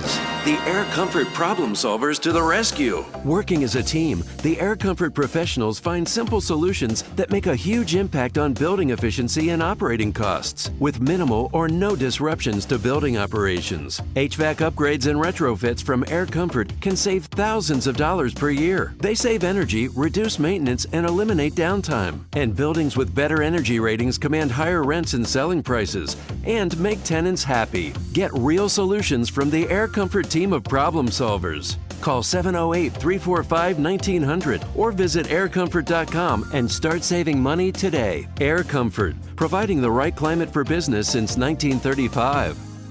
Hi, I'm Tom Sedeka, President and CEO of Precision Apparel of America. I'm reaching out to you today and asking you to take a look at your business relationships from a different angle. Have you ever wondered what organizations and causes your vendors support? I have, and it's eye-opening. Our nation is divided, and normal traditional values are coming under attack by heavily financed aggressors. I can tell you that we do not and will never support hood and matter. We do support our veterans, our students fighting for truth, and yes, AM 560. If you currently use or need a payroll service, please let's meet. If you have no need, please consider the other advertisers on this station, as we are all fighting the same fight and we need to unite. To work together, call me at 630-242-1507. That's 630-242-1507. On the web at precisionpayroll.com. Let's talk, let's meet, let's unite.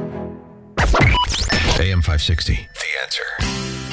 So, Amy, this is quite the sign. This last week at a Hornets-Cavs NBA game in Charlotte, Dad makes up this sign. Well, it's a tough love message, man. It's great. Because he was supposed to go to the game with someone special like his son, but what happened, Dad? Well, the only thing I don't like about it is the emoji. That's a little stop it. The sign that this gentleman holds up during the game, and of course the camera catches it. And he's sitting next to an empty seat, by the way. That's right. Get it? Thomas, get your grades back up, and next time you'll be here, love, Dad. And he's got a Cavs logo and the teardrop emoji for Chuck Schumer. He talk about boundaries and setting rules. Father of the year, this guy should be. Because that's a big game, and he's got pretty nice seats. I mean, he's in the first row.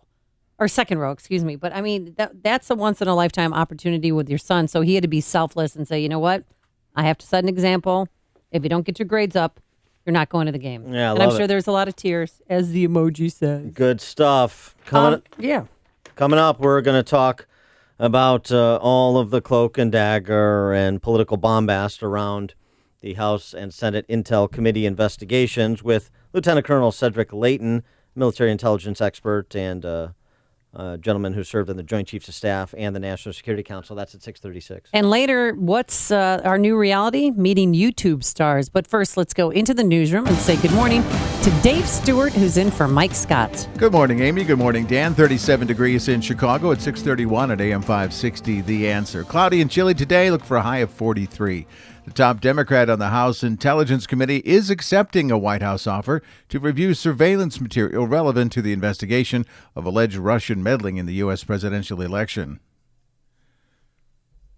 Whether these materials were properly gathered, whether they were properly masked or unmasked and properly disseminated. That's California's Adam Schiff telling a Capitol briefing he's profoundly concerned that the materials were first made available to the committee chair, Devin Nunes.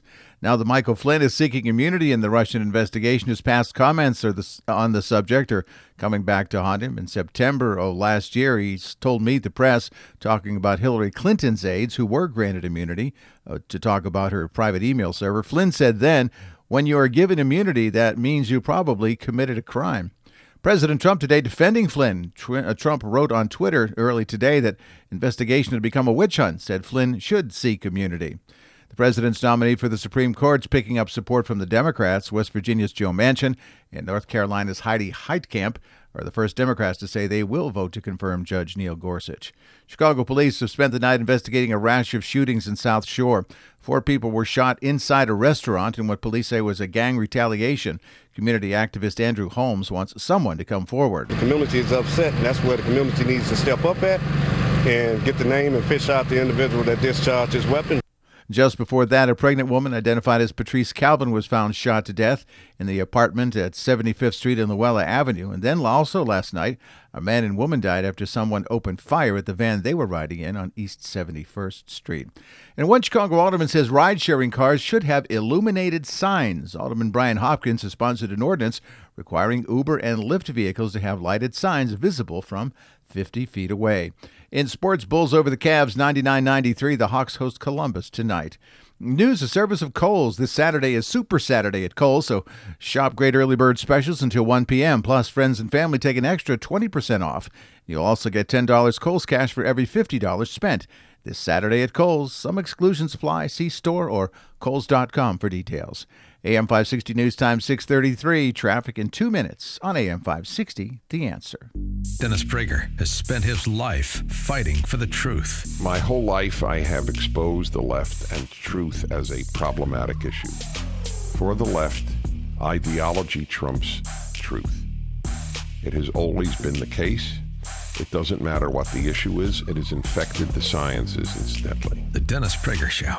Weekdays at 11, right before Sean Hannity at 2 on AM 560. The Answer.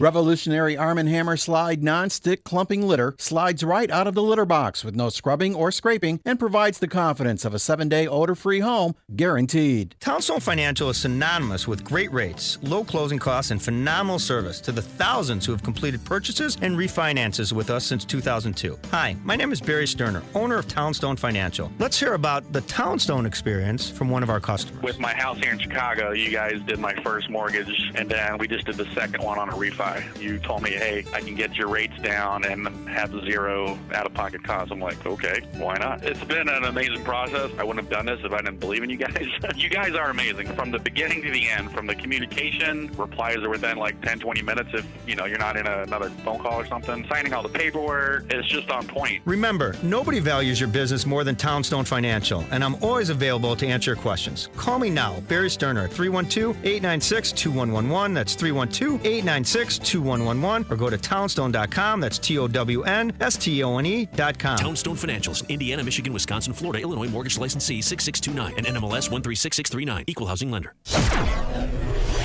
At 6:35 from the Alarm Detection Systems Traffic Center, here's Jim Talamonte. Thanks, David. On the inbound Edens, delay started 22 minutes like Cook to Montrose, outbound 20. The Kennedy, 32 minutes, O'Hare to downtown, outbound 22. The Eisenhower, 49 minutes, Thorndale to the post office, 36 from Manheim, outbound 32 to Thorndale. Stevenson now an hour and 2 minutes, 3:55 to Lakeshore Drive, 50 minutes from the Tri-State, fine outbound. Ryan, 23 minutes, 95th to downtown. Northbound I-65, a little heavy around 109th Avenue. Earlier crash is gone. Traffic service of Staples. Staples has everything you need at low prices every day, like paper, ink, and toner, office furniture, and technology. Right now, 5 ream cases of Staples multi-purpose paper are $9.99. In-store only, limit 2 plus tax where applicable. Ends 4/1. See store or staples.com for details. Traffic answers when you need them most. I'm Jim Talamonte. AM 560, The Answer. More of Chicago's Morning Answer next, but now the forecast, a service of aircomfort.com, providing the right climate for business since 1935. Some morning rain, then mostly cloudy, breezy, and chilly today, high 43. Mostly cloudy tonight, down to 33. But tomorrow, milder, some sunshine and some clouds with a high of 56. Right now, it's 37 at O'Hare. Next news, 7 o'clock. Get continuous coverage of the latest news, traffic, and weather at 560theanswer.com. Now more of Chicago's Morning Answer on AM 560, The Answer. This hourly segment is brought to you by Radio Garden Sense, a show bringing your property's gardening needs alive. Radio Garden Sense, Sunday mornings at 11 on AM 560, The Answer. Your money. Find out how to keep more of it and live debt-free. Tonight on The Dave Ramsey Show, starting at 7 on AM 560, The Answer. Good morning, Dan and Amy. Now, Trump has gone from an authoritarian to an incompetent, but he's still got this leftist narrative about him colluding with authoritarians, meaning Putin. Let me just explain to you what an actual totalitarian government, Please. An actual despotic government looks like. It looks like a country that up until just a few years ago, the left was touting as a model of egalitarianism, as an example of socialism producing great results for the people. That is the country of Venezuela, where they've even run out of dogs to chase for food. I mean, squirrels. as food. I mean, they're right. There's nothing left. Rats, squirrels, right? Anything they can get their hands on, they've been eating. Venezuela took its strongest step yet toward one-man rule under leftist President Nicolas Maduro, as his loyalists on the country's Supreme Court seized power from the National Assembly. They effectively dissolved the elected legislature, which is led by Maduro's opponents, and now his loyalists on the Supreme Court will just write the laws that he tells them to write. So it's the concentration of power in the hands of one. This is, I'm not kidding, go back 3-4 years in Salon.com. You heard it from Comrade Bernie previously, as well as other leftists, because that's what the Democrat Party has become, talking about the economic miracle from Chavez to Maduro in Venezuela. Remember President Obama yucking it up with his good friend Hugo before cancer got to Hugo.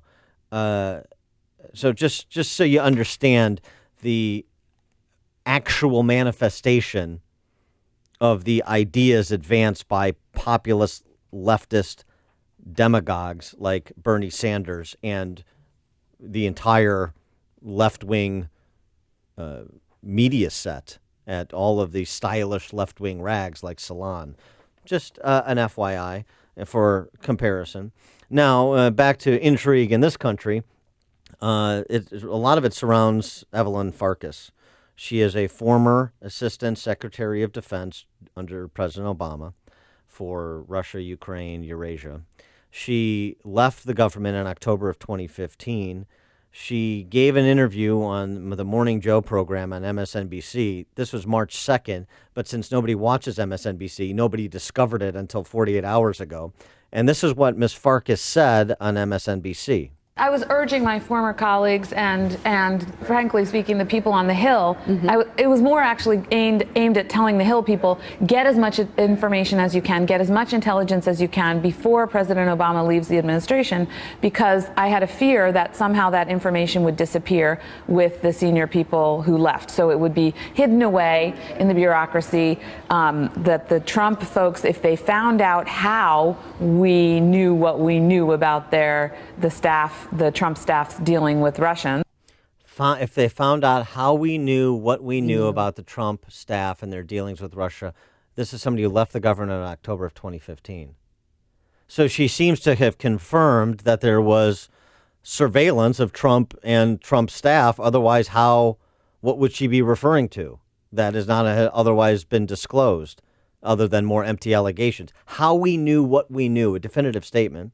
Because of the furor that portion of her interview created in the last couple of days, she went on CNBC yesterday to what, try and revise and extend and clarify her remarks. Well, what I was getting at was the fact that we were having now a transition of power from the Obama administration to the Trump administration. And if indeed there was an investigation ongoing, if indeed there was information that the Obama administration had about Russian interference and possible American involvement, I wanted to make sure that Congress knew about it, that Congress had all that information.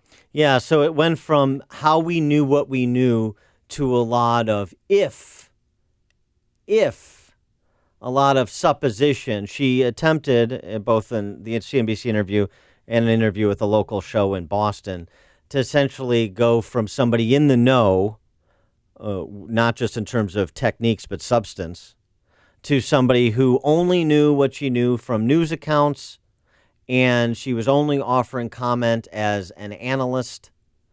She was not somebody with specific inside intel. For more on this and related topics, we're pleased to be joined again by our friend, Lieutenant Colonel Cedric Leighton. He is a military intelligence expert, security consultant who has served on both the Joint Chiefs of Staff and the National Security Council. Colonel Leighton, thanks for joining us. Appreciate it. You bet, Dan. Good morning. How are you? Good morning. So why don't we start with Ms. Farcas's original statement and her clarifications yesterday, and how you read between the lines to make any determination on which part of what she said, if anything, is credible. Well, it's kind of an extraordinary statement. You know, if the Obama administration had done something where they were actually surveilling the incoming Trump administration or the Trump campaign, then that is something that would have been handled, at least if it was done legally, to a FISA court. And regardless, if she knew something about it because of her position within the Obama administration, it's something that you would never have talked about, from that standpoint. So it's odd that she would mention it in that way. What's also odd is, and what you're hearing there is the dog from Venezuela in the background. Oh, yeah, sure. Yeah, he escaped. Congratulations. Thank you for taking him in. You're so cute. But, who let the dogs out? Colonel Leighton did. Is that Evelyn Farcas was saying some things that are just kind of extraordinary from that standpoint. You don't ever talk about operations like this just from a pure operational perspective, but if something like this did happen, it points to some real irregularities or possible irregularities in how these kinds of events were unfolding, and that's something that from a national security standpoint is a bit disturbing. But if she left office in 2015, it's now 2017, and she has still all this information. I mean, don't you think she tried to gather, or they did, the Obama administration tried to gather and leak as much intel on Trump before leaving? Well, that was, I think, their purpose. And, there's always a distinction between opposition research in politics and in intelligence or law enforcement type information, or at least there should be. And that's I think, the key question. Did those two areas, between opposition research and intelligence/law enforcement, did those two areas get entangled? Did they get mixed up in a way that is not allowed in our country? And that certainly would be a question to ask. What do you make of former National Security Advisor Lieutenant General Flynn's overture to both the House and Senate Intel committees to testify under a protection of immunity? He's extending the offer. He's making the move, suggesting a desire to testify if he's given a grant of immunity. How should we understand that? Well, it's hard to know the full extent of, first of all, what he's asking for and why he's asking for it. I used to work for General Flynn when he was the Director of Intelligence on the Joint Staff, and I was one of his division chiefs, deputy directors, and that particular area of immunity gets to be very tricky. In some cases, people will look at immunity as being something that is only requested if you're guilty of something. That, of course, legally is not always true. Sometimes there's something else that, comes up in the types of environments that, these people work in that requires, perhaps a different approach from a legal standpoint. So what I think he wants to do is he wants to tell his story. He wants to be out there, and he wants to actually say something that may impact, may put to bed the suspicions about Russia. If that's the case, that of course would be a benefit to the Trump administration. If, on the other hand, he wants to take somebody down with him, then that becomes another issue. And so we don't know enough to really be able to say at this point exactly what kinds of areas he'd want to be touching on, what his story actually is, and how it would affect the FBI investigation that's currently going on as well. And General Flynn's lawyer said that, quote unquote, he has a story to tell. So we know that there's something there, but he might just be smart counsel to protect yourself, considering, he gave 2 years of his life to President Donald Trump and to that administration, and they kind of threw him under a bus and then backed up over him. Do you know how he's doing today or what he's doing? I have not been in touch with him since he became the director of the DIA, so I don't know. And of course, then it was his relationship with the Trump administration. I wasn't a part of that, but I think that in this particular case, he's really focused on knowing him from the past. I would say he's really laser focused on his defense.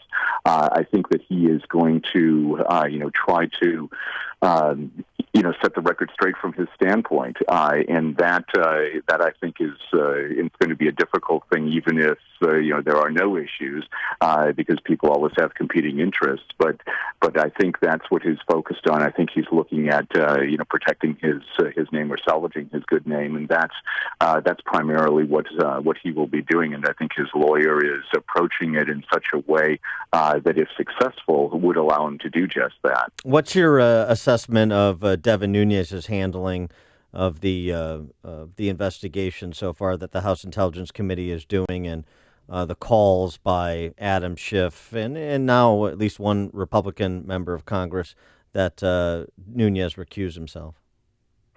Well, I think the way in which Chairman Nunes went to the White House is very strange. The whole issue there with going to the White House, not quite undercover because that would be too strong a term, but going in there, relatively secretly, and then talking to people who at this point at least are anonymous, and then since those are executive branch people, turning around and telling the president about what he had just seen.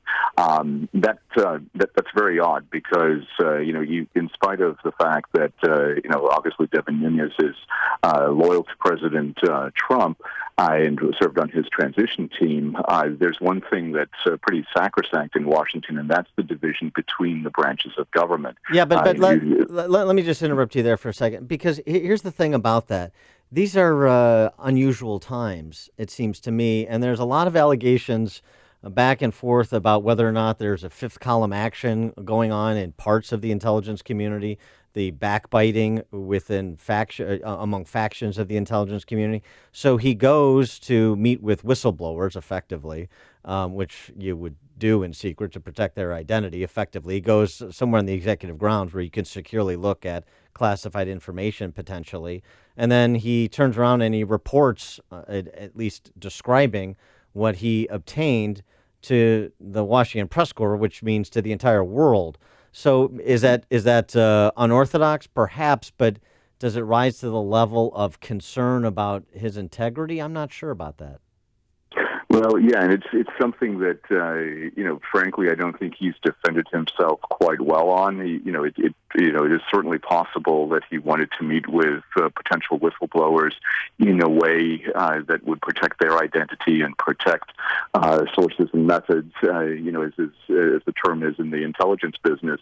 But usually what would happen in a case like that is they would pick a place that was neutral, that was either not part of either branch or would be off the grounds of something as sensitive as the White House. And they would also have the facilities on Capitol Hill.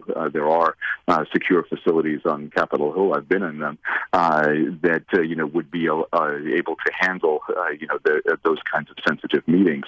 But sometimes you do want to avoid going to either location. And if these people are in the executive office building at work there, which is what some of the reports seem to indicate, then that may be something that they did. What strikes me about this, Dan, is that this seems to be it's kind of half-baked. It's one of those situations where he gets information and it seems like it's not thoroughly analyzed. And it could very well be that there was something that really bothered him there. It does sound like that was the case. But what I don't understand at this point is why he wouldn't include his Democratic counterpart, the ranking member, Adam Schiff, on this, or at the very least brief him before he went to the president and the press.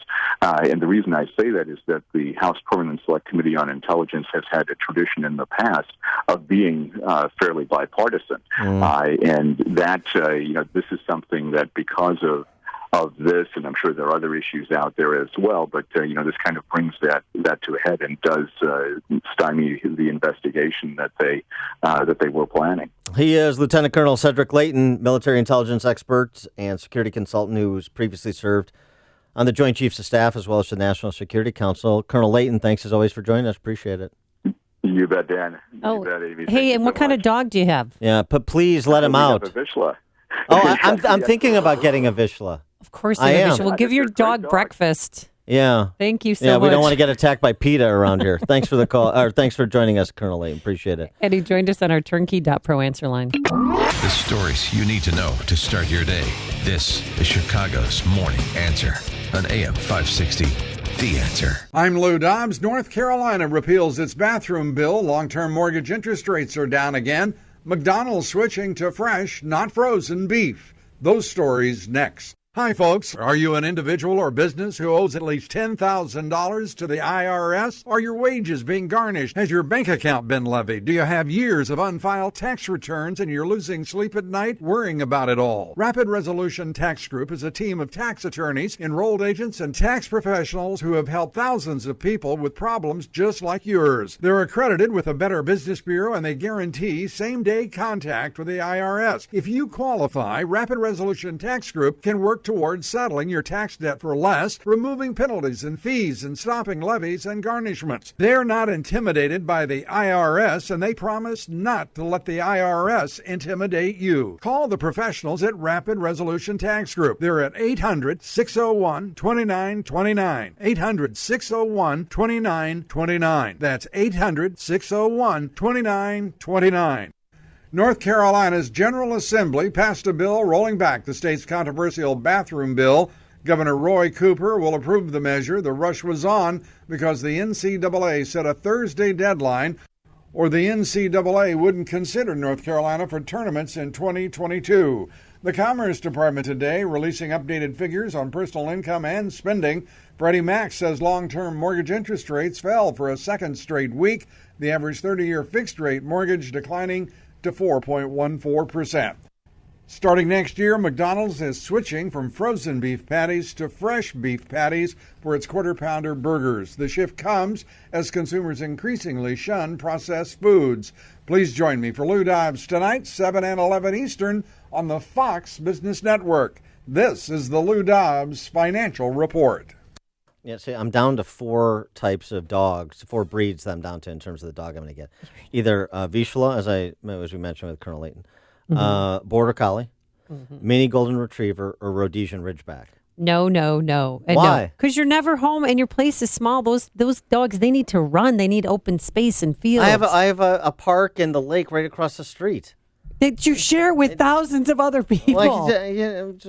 And don't say Matt's going to walk your dog, because Matt is not walking. You want me to get like a poodle or something, a standard like these poodle with a pink bow and like these male impersonators that are married to champagne socialists in your neighborhood. Not going to happen. But what is going to happen is we're going to continue our AM 560 business tour presented by Signature Bank this coming Wednesday. We're at Big Monster Toys in Chicago.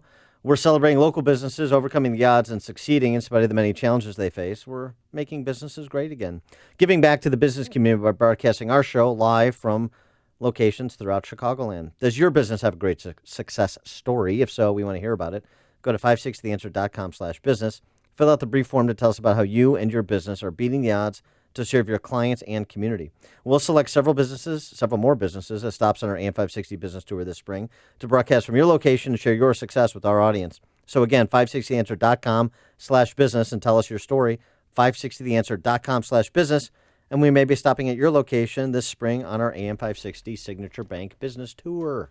Oh, this roof is so needy. Call Crumweedy. How do you spell that? KRUMW. Oh, just go to myroofisneedy.com. If your roof is needy, call Crumweedy. This is Greg Olson of Crumweedy. And I'm Mark Olson from Crumweedy. We are a third-generation family-run business, and we have been doing Chicagoland roofs since 1953. You can't do that unless you do really great roofs. We share the same conservative values as you, and we want to do your roof. Here's what you can expect. First, no high pressure. You make the choice. Whatever option you choose, count on getting a roof that lasts at a fair price. You see, application is the key. We follow the manufacturer's specifications so your warranty is intact. A lot of companies don't do that, and that could void your warranty. Our installation is outstanding. No horror stories here.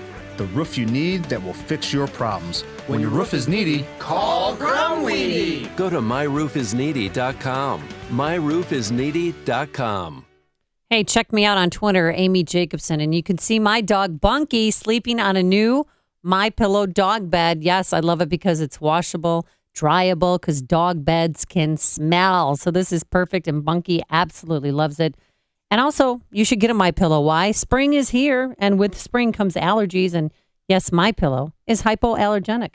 So a good night's sleep is so important to our health, and for springtime, you can get 50% off the 4-pack. What's the 4-pack? Well, funny you should ask. It's 2 premium MyPillows and 2 Go Anywhere MyPillows.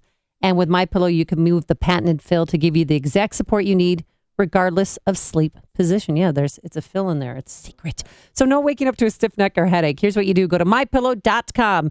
Type Amy in the promo code or call 800-489-0201. That's 800-489-0201. Promo code Amy. Napa know-how. A Napa guy knows the only way you'd give a freshly minted driver a brand new car is if he promises to never drive it. Instead, let him grind the gears and knock over the neighbor's mailbox in something a little more suited to his skill level. And with over 500,000 parts and a little Napa know-how, he can safely drive something that's nearly as old as he is. It's not perfect, but it's perfect for him. That's Napa know-how. Napa know-how. If you think trains will stop if they see a car on the tracks,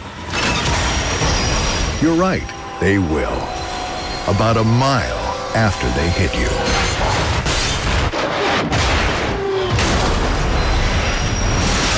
In 2015 alone, 230 people were killed at railroad crossings. Don't become the next fatality. Stop. Trains can't.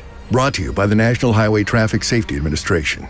Hi, I'm attorney Stephen Leahy, and I help business owners, 1099 employees, and those with unfiled tax returns solve their IRS problems. And I'm also the host of the IRS Radio Hour. And I'm Jim Leahy, the co-host of the IRS Radio Hour, heard right here every Sunday evening at 5 on AM 560. The Answer. I know you want a local attorney you can look in the eye and hold accountable for solving your IRS problem, not some big box outfit without a Chicago connection. So today we have a special offer. A good night's sleep. A good night's sleep? Are you trying to give away a pillow? Great guess, Jim. But no, I want to help people solve the problems that are keeping them up at night. If you fear the IRS will take away your money, freeze your bank account, garnish your wages, visit your home or job, and now they can take away your passport, you need to hire me to solve your IRS problem for good.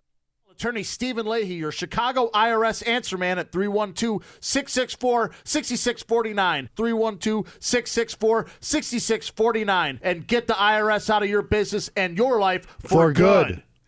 It's 6:59, and among the stories we're watching, 7 people died in 3 shooting incidents yesterday in the South Shore neighborhood, and state police are investigating shots fired yesterday on the Dan Ryan Expressway. Those stories and more after an update from Fox WIND Chicago. Fox News Radio. I'm Dave Anthony. Mike Flynn should ask for immunity. That's what President Trump just tweeted about the national security advisor he fired, writing this is a witch hunt of historic proportion. Fox's John Decker live at the White House. The president's tweet follows news that Flynn has offered to testify to congressional investigators in exchange for immunity from prosecution. Back in September, in an interview with NBC, Flynn made it clear how he felt about people who seek immunity. When you are given immunity, that means that you've probably committed a crime. Flynn's attorney in a statement said no reasonable person who has the benefit of advice from counsel would submit to questioning in such a highly politicized witch hunt environment without assurance against unfair prosecution. Flynn was fired for lying to Vice President Pence about his contacts with Russia's ambassador. Dave? John, the ranking Democrat on the House Intelligence Committee, says, why all the cloak and dagger stuff? Adam Schiff says he's more than willing to take the White House up on its offer to let he and leaders of both committees, both parties, review the intel Republican Committee Chair Devin Nunes saw when he went to the White House. If these are the same materials, or any subset of them are the same materials, why weren't they presented in a more transparent way to the committee? Nunes meeting with a secret source led to calls for him to step aside from the probe. There's no bypassing Atlanta on I-85 this morning. That major highway shut down after yesterday's bridge fire and collapse. Couldn't have happened at a worse time, but we're going to have to overcome that obstacle. State Public Safety Colonel Mark McDonough says they get a lot of spring break traffic now. Success in space. Thursday night's launch from Cape Canaveral by SpaceX might be otherwise unremarkable, except that the rocket itself was a used model. And that's never been done before. The main booster phase of its Falcon 9 rocket had been used on another mission and successfully returned. Fox's Evan Brown, that rocket again returned, landing on a barge. Fox News Radio, fair and balanced. Good morning. It's 37 degrees in Chicago. It's 7:02 on AM 560 The Answer. I'm David Stewart. It's going to be a cloudy, chilly day. Look for a high of 43. Chicago police are investigating after a bloody day in the city's South Shore neighborhood. 7 people dead in 3 separate shootings. The father of Patrice Calvin was distraught after his pregnant daughter was found shot to death yesterday in an apartment in the near 75th Street and Luella Avenue. My daughter was carrying my grandchild. That's 2 people dead. Several hours later, 4 men were killed in a shooting at a restaurant nearby, and police suspect gang activity there. And last night, a man and woman died after someone opened fire at the van they were riding in on East 71st Street. State police looking at the incident after gunshots fired on the Dan Ryan Expressway on the south side that happened yesterday near 31st Street. No one was injured. Governor Rounder's announcing the state will work to improve anti-hate curriculum for the Illinois school children. The state will work with the Simon Wiesenthal Center, a global human rights organization, to update anti-hate education in Illinois schools. We are taking specific steps to make sure we've got a rigorous curriculum, to make sure we've got outstanding course classwork so our students can really understand the meaning and the impact of these actions of hate. The governor says the state's also strengthening hate crime laws and training police how to better respond to hate crimes. There will be a higher police presence in Chicago parks this summer. The Park District's paying more for the coverage along the lakefront and in the parks. The cost will be up to $12 million over 3 years. In sports, the Bulls over the Cavaliers 99-93. The Hawks host Columbus tonight. The news, a service of Hum by Verizon. Is your check engine light on? Well, Hum by Verizon can tell you why, so you can fix small problems before they become big ones. Find out how to be smarter, safer, and more connected on the road with Hum by Verizon. Visit hum.com today. AM 560 News Time 7:04. Traffic in 2 minutes on AM 560. The Answer. Balance of Nature's fruits and veggies. There's absolutely no doubt in my mind that this product works. I even recommended it to my mother, and she's been taking it, and she's 89 years old. Makes me feel good. It really does. I could feel a change in my well-being, let's put it that way.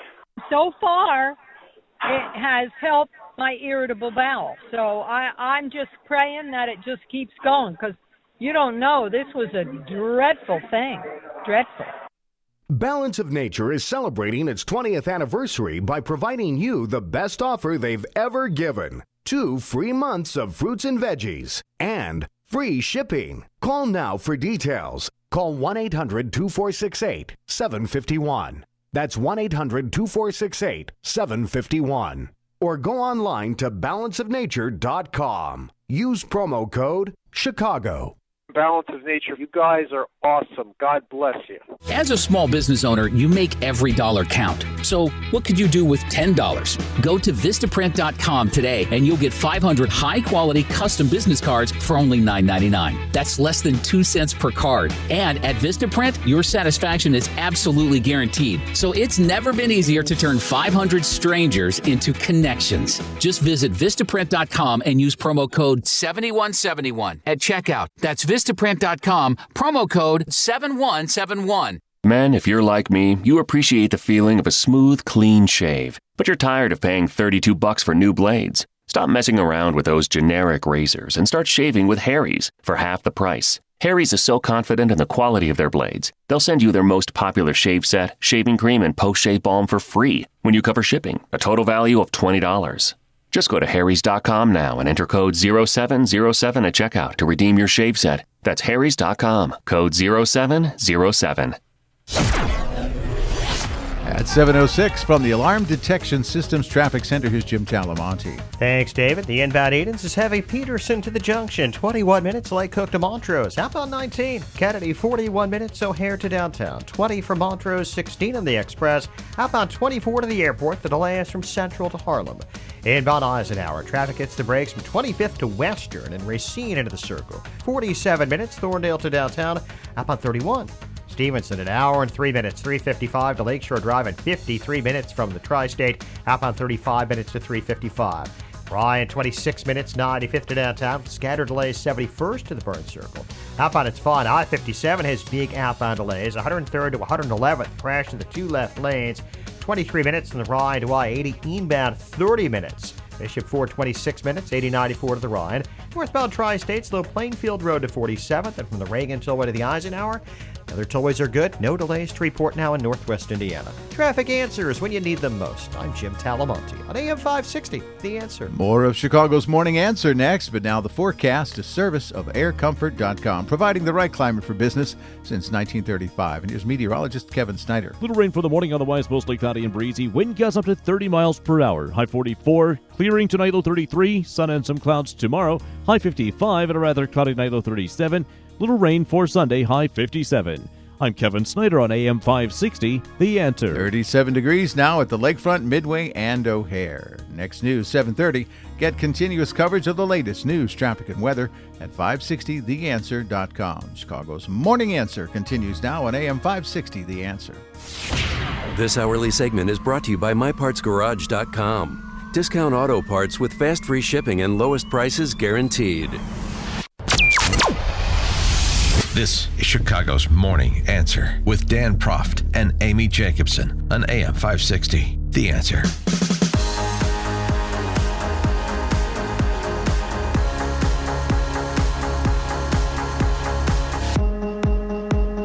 Good morning, Dan and Amy. Trump and Ryan continue to express their frustration with the Freedom Caucus, but should they be equally frustrated, if not more so, with big government Republicans? 312-642-5600, turnkey.pro answer line, 64636DA, turnkey.pro text line.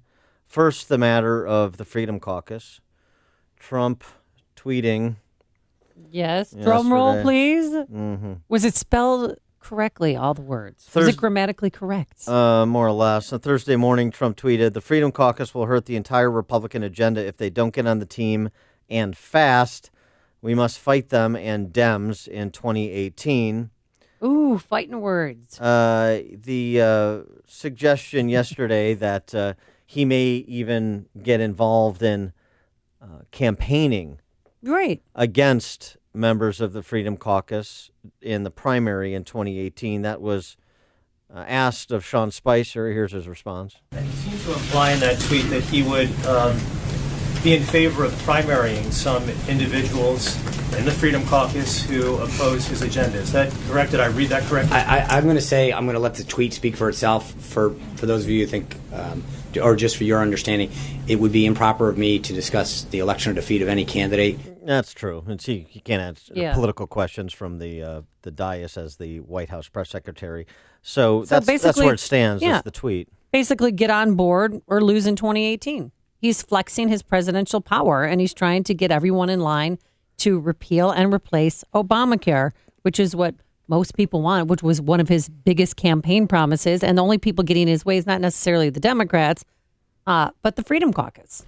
So the question is, he just softening up the Freedom Caucus here a little bit for the ultimate success to come, or is this really overreaching and potentially creating fissures in the caucus that you don't need when you're trying to get a second bite at the apple on Obamacare repeal and replace, as well as the other signature pieces of his legislative agenda? 312-642-5600, turnkey.pro answer line. Paul Ryan addressed this matter as well. While there's frustration, he's still striking a note of unity. I understand the president's frustration. I share frustration. About 90% of our conference is for this bill to repeal and replace Obamacare, and about 10% are not. And that's not enough to pass a bill. We're close. What I am encouraging our members to do is keep talking with each other until we can get the consensus to pass this bill.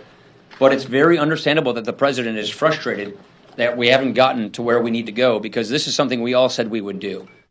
And Ryan also responded to the question of working with Democrats on this, or much of anything, but specifically this. And the answer to why he doesn't think that salvation runs through the Democratic Party on this matter is fairly obvious, but he delivered the obvious answer anyway. The Democrats aren't for repealing Obamacare. We are.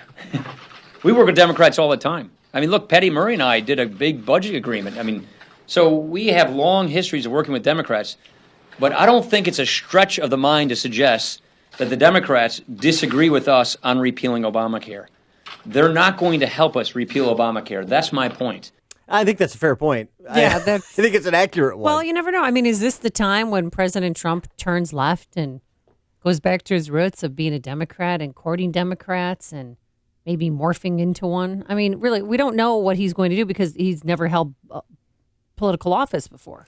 I don't. Well, just because nothing would surprise me with Donald Trump. Just because you've held political office before doesn't mean you know what somebody's going to do. For most of these politicians that are human weather vanes, so let's be clear about that. Well, conservatives normally vote conservatively.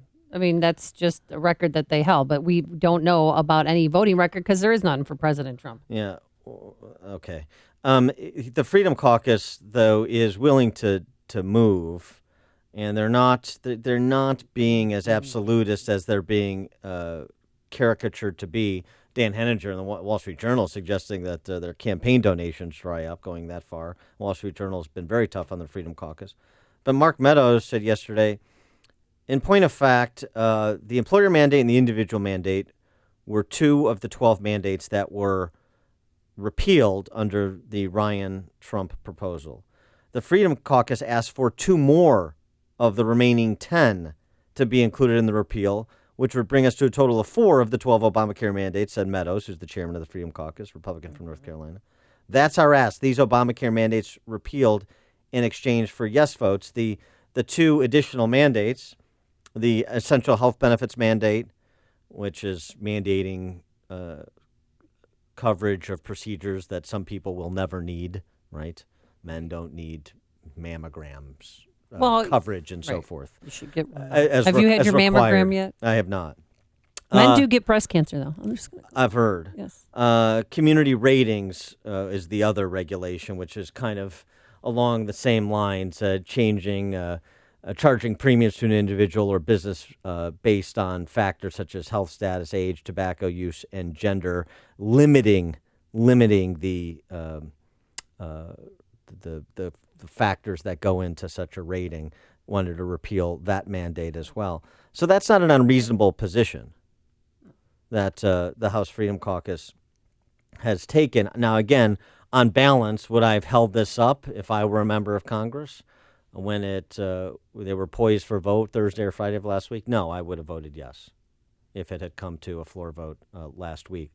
But that's not the same thing as suggesting that you go after the Freedom Caucus. And Trump also tweeting about where are Meadows, Jordan, and Labrador, meaning Mark Meadows, Jim Jordan from Ohio, Raul Labrador from Idaho, all members of the Freedom Caucus. If Reps Mark Meadows, Jim Jordan, Raul Labrador would get on board, we would have both great health care and massive tax cuts and reform. So softening them up, okay, fine. Suggesting primaries for these individuals. A little harsh, you think? Well, here's my perspective on this as somebody who's involved in primarying candidates. Right. It's your side hustle. Well, one of them. That's all right. So I've got an independent expenditure PAC that I've referenced before, and my PAC gets involved in Republican primaries for state legislative offices in particular, also local offices, which we'll get to later in the show. Republican primaries for state legislative office. And here's the perspective. We want Republicans who are committed to the economic liberty policy agenda in Springfield. And if we have a Republican in a particular seat, and that's normally the case, a safe Republican seat, then we want to get the Republican who's most committed and will provide the best leadership on those economic liberty policy issues. So if I disagree with somebody who's committed to the economic liberty policy agenda on a particular strategy or tactic, on a particular decision on a compromise, knowing in this climate, for example, with Democrat control of the General Assembly, Republicans may have to make compromises to get structural reform, and maybe there won't be some of the compromises that I would make. But does that mean I'm going to target that otherwise committed economic liberty conservative reformer for defeat in the primary? No. And I think Trump should apply the same standard, meaning apply a standard.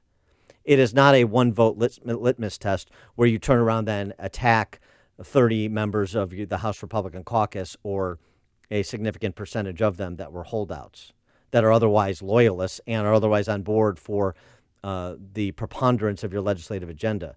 I don't think that makes sense. I think you establish, here is the agenda that I am advancing.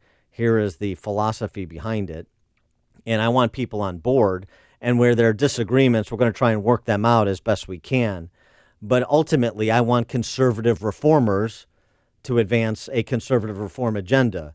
And that means I'm not going to spend any time primarying erstwhile conservative reformers. I'm going to primary or support candidates against big government Republicans to get more conservative reformers. I mean, so for example, a story out yesterday in the Daily Signal, appropriators disapprove of Trump budget cuts. Senator John Cornyn, Republican from Texas, openly disapproving of $18 billion in spending cuts, which is a drop in the bucket, for the current fiscal year budget. These Republicans who hold the NEA and the NEH and the Corporation for Public Broadcasting and all of these other pet agencies and patronage or pork sacrosanct, they're a problem. So if you want to kind of put pressure on somebody, put pressure on the people that are not interested in reducing the size and scope and expense of government, not the people who are, even if you disagree. I guess that's my point. Mark in Joliet, you're on Chicago's Morning Answer. Hey, good morning, Dan and Amy. Hey, I voted for Trump as the lesser of two evils, okay? I'm going to be up front about that. But now if he wants to openly pick a fight with conservative Republicans, I would fully support them going toe-to-toe with him, crippling his presidency and making him a one-term president and a lame duck 100 days into his first and only term. If he wants to go that route, I'm all for it. Yeah. Let's fight. Okay. Thanks for the call, Mark. I mean, this is, think about this too. And if it's, I don't think it's the case here, and I don't think we're anywhere near where Mark is describing. But think about George Herbert Walker Bush breaking his pledge to raise taxes in his first and only term, and that's the reason it was his only term. First and only term. Yeah. And so, Read my lips. I mean, this is the thing, and I know everybody falls into the trap, including conservatives and Republicans. You get into cult of personality politics. I want him to succeed. I like him, so I'm going to overlook abdication on policy. You can't overlook it. Can't overlook abdication on policy. Now, again, this is making a general statement because I was in agreement with Ryan and Trump on the repeal they wanted to advance Thursday and or Friday of last week. But I'm not in agreement with the idea of targeting members of the Freedom Caucus who thought you could include 2 more mandate repeals and still move it over to the Senate. Would the Senate pass it in that form? No, probably not. Then you hash it out in conference and you advance the flag. Don in Arlington Heights, you're on Chicago's Morning Answer. Good morning. Enjoy the show every morning. Thank you. Paul Ryan brought a knife to a gunfight. He's not going to get any Democratic support ever. That just isn't going to happen. Well, that's what he said. No, he doesn't want it. He's trying to convince Trump not to reach out to the Democrats. And that's true. And then he tried to finesse something through this morass of Washington, D.C. that just isn't. It just wasn't there. And I was back and forth on that whole repeal deal. But the more I read it, the more I disliked it, and the more that the Freedom Caucus said, "No more. It's over. It's done. This is a hot button issue."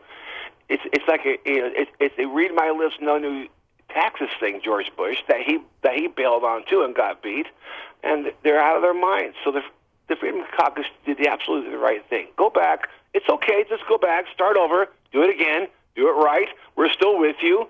If you don't succeed first, come back, dust yourself off, and try it again. Thanks for the call, Don. Although I don't think they're necessarily starting over. I think they're still trying to get from 90% of the caucus support to the 95% they need, and that may yet happen before April is over.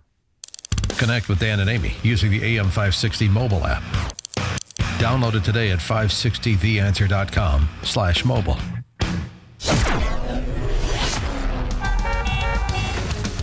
Today, misty, wet, just a miserable, cloudy, gray day. High of 44 degrees, 36 degrees right now at O'Hare. But your weekend looks pretty good. Saturday, just wait for it. We will see that thing they call the sun.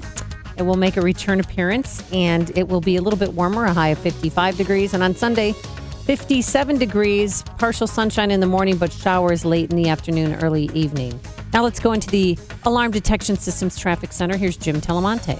Thanks, Amy. There's still high water at Orland Park, 135th and Southwest Highway. Everything's closed in that area. Also, 135th and Payless Heights closed between Harlem and Ridgeland. And Governor's Highway at Madison and Richton Park is closed south of 30 and north of Sauk Trail. The tollways have been lighter than usual all week, and that is true today. The northbound tri-state has slight delays. Plainfield Road to 47th, and from the Reagan tollway to the Eisenhower. The other tollways are good. Edens, just 20 minutes. Lake Cook to Montrose, outbound 19. Kennedy, 37 minutes. O'Hare to downtown, outbound 22. The Eisenhower's 47 minutes. Thorndale to the post office, outbound 31. The Stevenson is slow, though. An hour and 8 minutes. 3:55 to Lakeshore Drive. It's clear outbound The ride, 28 minutes, 95th to downtown. I'm Jim Talamonte in the Alarm Detection Systems Traffic Center. Daily stress is a big deal. Fact is, the terrible impact of stress is very deadly and shortens our lives. Stressed individuals attract diseases, just like blood in the water attracts sharks. Hi, this is Dr. David Kolbaba. I'm the show host of Health Quest Radio, the longest-running health news and science show in Chicago. And for over 33 years, we share practical concepts from a natural healthcare perspective to minimize the need for all those dangerous drugs and risky surgeries. Today, it's our dirt-cheap adrenal stress index test. No blood, just spit. You know, most people flunk on their first go-around, signaling adrenal gland distress. And then following our stress-busting strategies, most individuals pass their second test with flying colors. So if you can spare a little spit, call and purchase your first dirt-cheap adrenal stress index test, and we'll hold that same special low price for your follow-up test. Call 800-794-1855. You can't get any cheaper than dirt cheap. 800-794-1855. And be sure to tune in to Health Quest Radio this Saturday morning at 11. Here's microbiologist Dr. Kim O'Neill talking about balance of nature. Scientific research has shown that many cancers and lifestyle diseases can be prevented with a diet rich in fruits and vegetables. This prevention comes from the phytochemicals in the plants. They fight against oxidants that damage the cell's DNA, causing mutations that lead to disease. I don't take any supplementation, but I take Balance of Nature because I've seen it in my lab. I've seen the immune response increase. I've seen your DNA repair capacity increase, and I've seen DNA protection, and I know that it works. Balance of Nature is providing you the best offer they've ever given. 2 free months of fruits and veggies and free shipping. Call now for details. Call 1-800-2468-751. That's 1-800-2468-751. Or go online to balanceofnature.com. Use promo code Chicago. Hey, you may not realize the amount of money you have hidden in plain sight. We're not referring to the spare change hidden in the sofa cushions or deep in your coat pockets. Instead, we're talking about serious funds. Consider the unwanted broken jewelry, coins minted prior to 1964, and sterling flatware that you have, all collecting dust. Here's some sound financial advice. Take them right now to MJ Miller & Company in downtown Barrington. Each item you wish to sell will be sorted and carefully examined. The process is simple and done while you wait. If you choose to sell, a check will be issued to you immediately, or use the money to purchase a new item from MJ Miller's sparkling showcases, and you will be reimbursed twice the scrap value. But hurry! This offer is available through March. You only have a few days left. MJ Miller & Company, 123 West Main Street in downtown Barrington. They're open Monday through Friday until 6, Saturday until 5, and every Thursday until 8. Call 847-381-7900 or visit mjmillerjewelers.com. You've heard of living trusts and how they can help protect your assets, but you may not know if a living trust is right for you. Or maybe you have questions about creating your own living trust. The fact is, almost everyone can benefit from a living trust, which can protect your assets from the court system and your loved ones from unnecessary expense and inconvenience. Learn more at a free seminar Thursday, April 6th. Estate planning attorney Robert Zapolis will explain how to create your own living trust, estate planning under the new tax laws, why a will does not avoid probate, and more. Have your estate planning and living trust questions answered absolutely free. Don't miss this important seminar, Thursday, April 6th at 6:30 p.m. at Papa Joe's Restaurant, 145th and LaGrange Road in Orland Park. The seminar is free and a complimentary dinner is served, but you must make a reservation now. Call 708-478-1400. Call 708-478-1400. Again, 708-478-1400. AM 560, The Answer. Coming up next, it's me, Mike Gallagher, right after Chicago's Morning Answer with Dan and Amy on AM 560, The Answer. So I've always pretty much been pro same-sex marriage. I mean, the only couples that are still married on our street are the same-sex couples. But there's a same-sex couple story out of Prospect Heights, Illinois this morning that is just making our stomach churn. And it's about a same-sex couple, Christopher Wheeler and his handsome husband, Anthony Wheeler. Christopher Wheeler's 30, African-American, married to Anthony, who's 25. And they've been charged, Dan, with multiple counts of criminal sexual assault and aggravated criminal sexual abuse involving 2 14-year-old boys and a 15-year-old boy. What they did, they would use their own children that they adopted to lure other kids to their home, where they forced them to watch porno. They gave them alcohol. They tried to render them unconscious so that they could molest them. And it's such a disgusting case that the judge in the court case yesterday denied them bond. I mean, he set a bond at $4 million, but said they had to pay 100% of the bond instead of just 10%. Here's the spokesperson for the Prospect Heights Police Department. They were using their children to make friends at school, make friends through church, and engage in conversations through text messages and social media to get them more comfortable. And they would bring them eventually to inviting them to the home. Now, police were tipped. They're going to be a big hit in prison. Well, police were tipped to this story, into this home in Prospect Heights, because one of the victims, a 14-year-old, was abused so badly sexually that he had to go to the hospital and receive medical treatment. So these people, they're the devil. They're sick, and their kids have been taken away from them as well, which we don't know if their kids were involved with them during these sexual assaults, but it makes you question same-sex marriage. But also, too, the Prospect Heights police think that there may be other victims out there. We are concerned of the possibility of more victims out there. If they can come forward, we'd like to help them. I mean, it's sexually deviant, disgusting behavior. So I don't know how this is going to affect my opinion in the future, how it affects your opinion. You've always been against same-sex marriage, right? I'm against marriage redefinition because Okay. marriage means a certain thing. I'm not interested in regulating people's relationships, but I am interested in protecting the definition of thing and the institution of marriage as the bedrock of Western civilization. It's so important. It's too important for me to participate in. Here's the... well, you respect it that much. Exactly. I mean, really. I don't want to denigrate it either. So here's the thing as well. Something else that's noteworthy in this is the decision-making that placed adoptive children in this home in the first place. That's also something worthy of inquiry. All right, coming up on Chicago's Morning Answer. We're talking local races. There's an April 4th election, and the most bizarre controversy in a local election in recent memory is in Wakanda, and we'll talk to the mayor of Wakanda about said controversy at 7:37. But first, let's go back into the newsroom, say hello to Dave Stewart, who's filling in once again for Mike Scott. Good morning, Amy. Good morning, Dan. 37 degrees in Chicago at 7:30 on AM 560, The Answer. Cloudy, chilly today. Look for a high of 43. Former National Security Advisor Michael Flynn's ready to testify about Russian meddling in the election, but with a catch. Flynn's attorney says he wants immunity in exchange for being interviewed by congressional committees. Democratic Congressman Eric Swalwell says the way he sees it, innocent people don't ask for immunity. You know, if he has something to say and he's not worried about what he did, he should just come forward and testify in a public setting. But President Trump tweeted this morning, quote, Mike Flynn should ask for immunity in that this is a witch hunt by the media and Dems of historic proportion. Secretary of State Rex Tillerson is pushing NATO allies to open up their wallets. First is ensuring that NATO has all of the resources, financial and otherwise, that are necessary for NATO to fulfill its mission. Told reporters in Brussels today that all members of the alliance need to meet their commitment to contribute 2% of their GDP to the alliance for defense.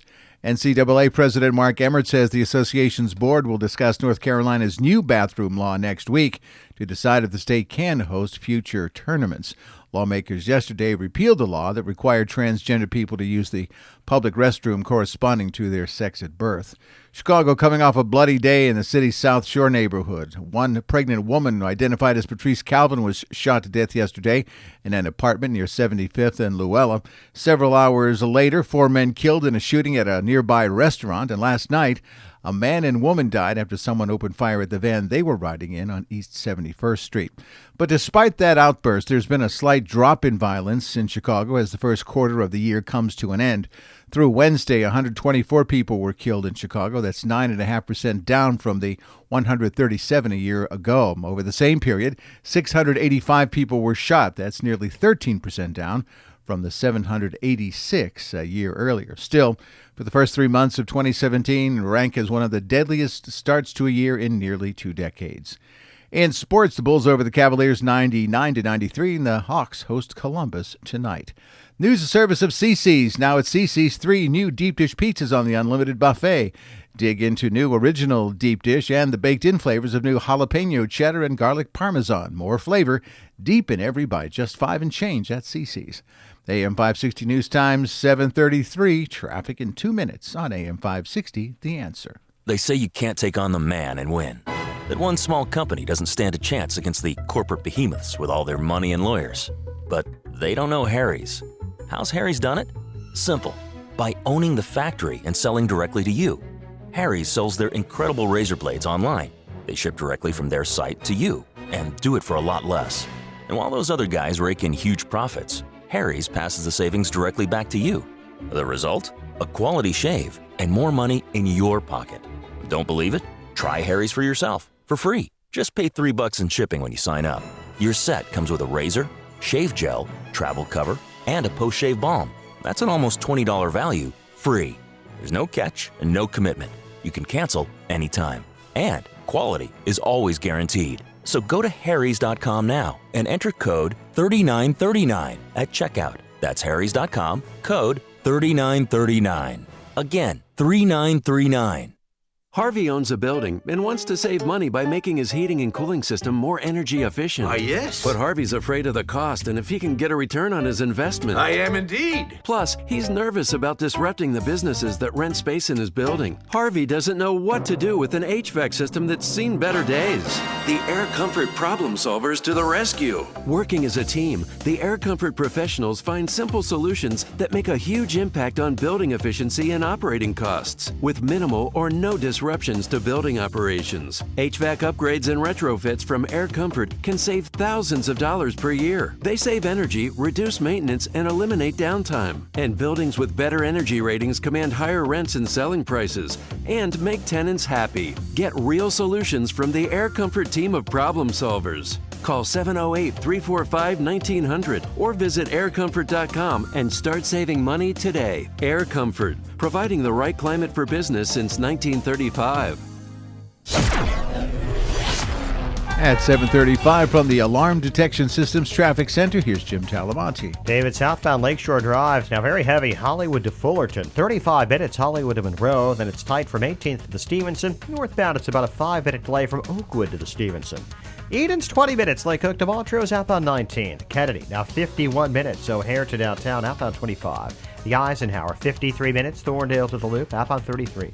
Stevenson looking at an hour and 6 minutes, 3:55 to Lakeshore Drive, outbound got a crash at Kedzie, otherwise it's light. Bryan, 30 minutes, 95th to downtown. Traffic is a service of Little Caesars, home of the large $5 hot and ready pepperoni pizza. Little Caesars, where you can enjoy the new Smokehouse pizza for only $9. It's real tasty barbecue from Little Caesars, but only here for a limited time, plus tax at participating locations.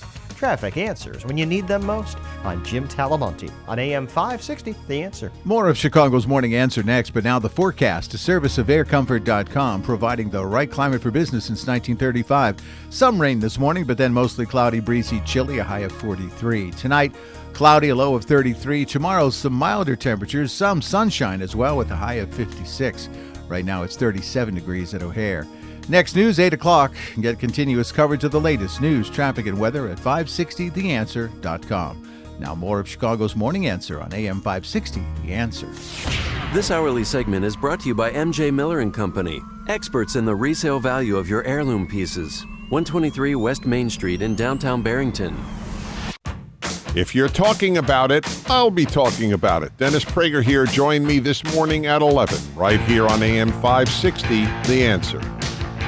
Good morning, Dan and Amy. Election April 4th. That's next week. That's Tuesday, and that's local elections.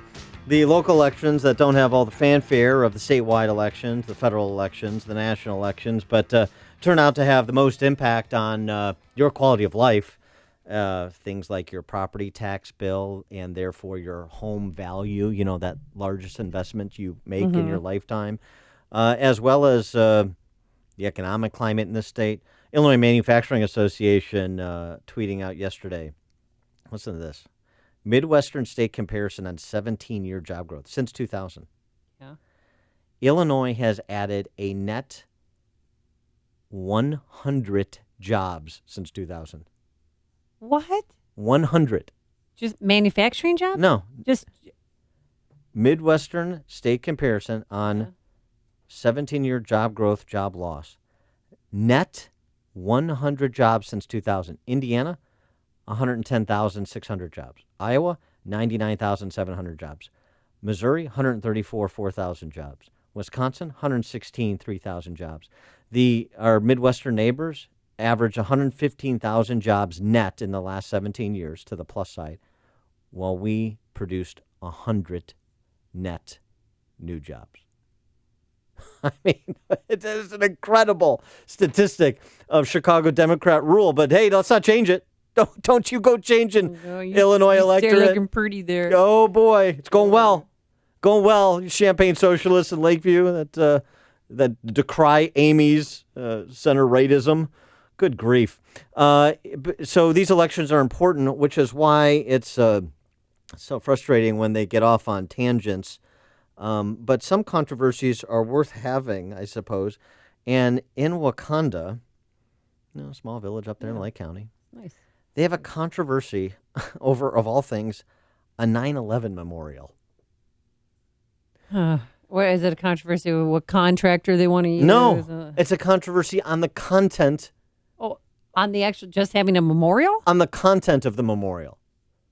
They're arguing about the content of the memorial. Wait till you hear this. For more on this controversy, we're happy to speak with a gentleman who is the current and outgoing mayor of Wakanda. He's not running for re-election. He is also a military veteran who served our country after 9/11 in Iraq and Afghanistan. He is Wakanda Mayor Frank Bart. Frank, thanks for joining us. Appreciate it. Oh, it's my pleasure to be here. So can you explain what the argument is between factions on the Wakanda Village Board over a 9/11 memorial? Well, sure, I'll do my best here. I think it's hard to understand from anybody who's not directly involved. You know, it kind of shocks the conscience as to why anyone would try to oppose, tell them the story of the U.S. Armed Forces and their fight in the global war on terrorism, the Afghan war and the Iraq war. But I'll give it a shot here. I think that for some of us, these are sacred things, and that we're memorializing the sacrifice, and we're standing strong for those who stood strong for us. And I think for others, it's just an argument to be won or lost. And when you get into these areas where there's a good old boy network, and by that I don't mean it's focused on boys. This is across any gender. Those who are in this for other reasons than they have their own personal agenda. When they get into that kind of thinking, I think it's easier to understand, because for them it's just about they're going to do what they want to do, what they choose to do, rather than doing what I would say is the right thing and honoring those who serve the country. Well, wait, I just want to frame this so I understand. So one group of individuals wants the 9/11 memorial to include the victims on 9/11, as well as the men and women who served our country in the war on terror subsequent to 9/11, who lost their lives.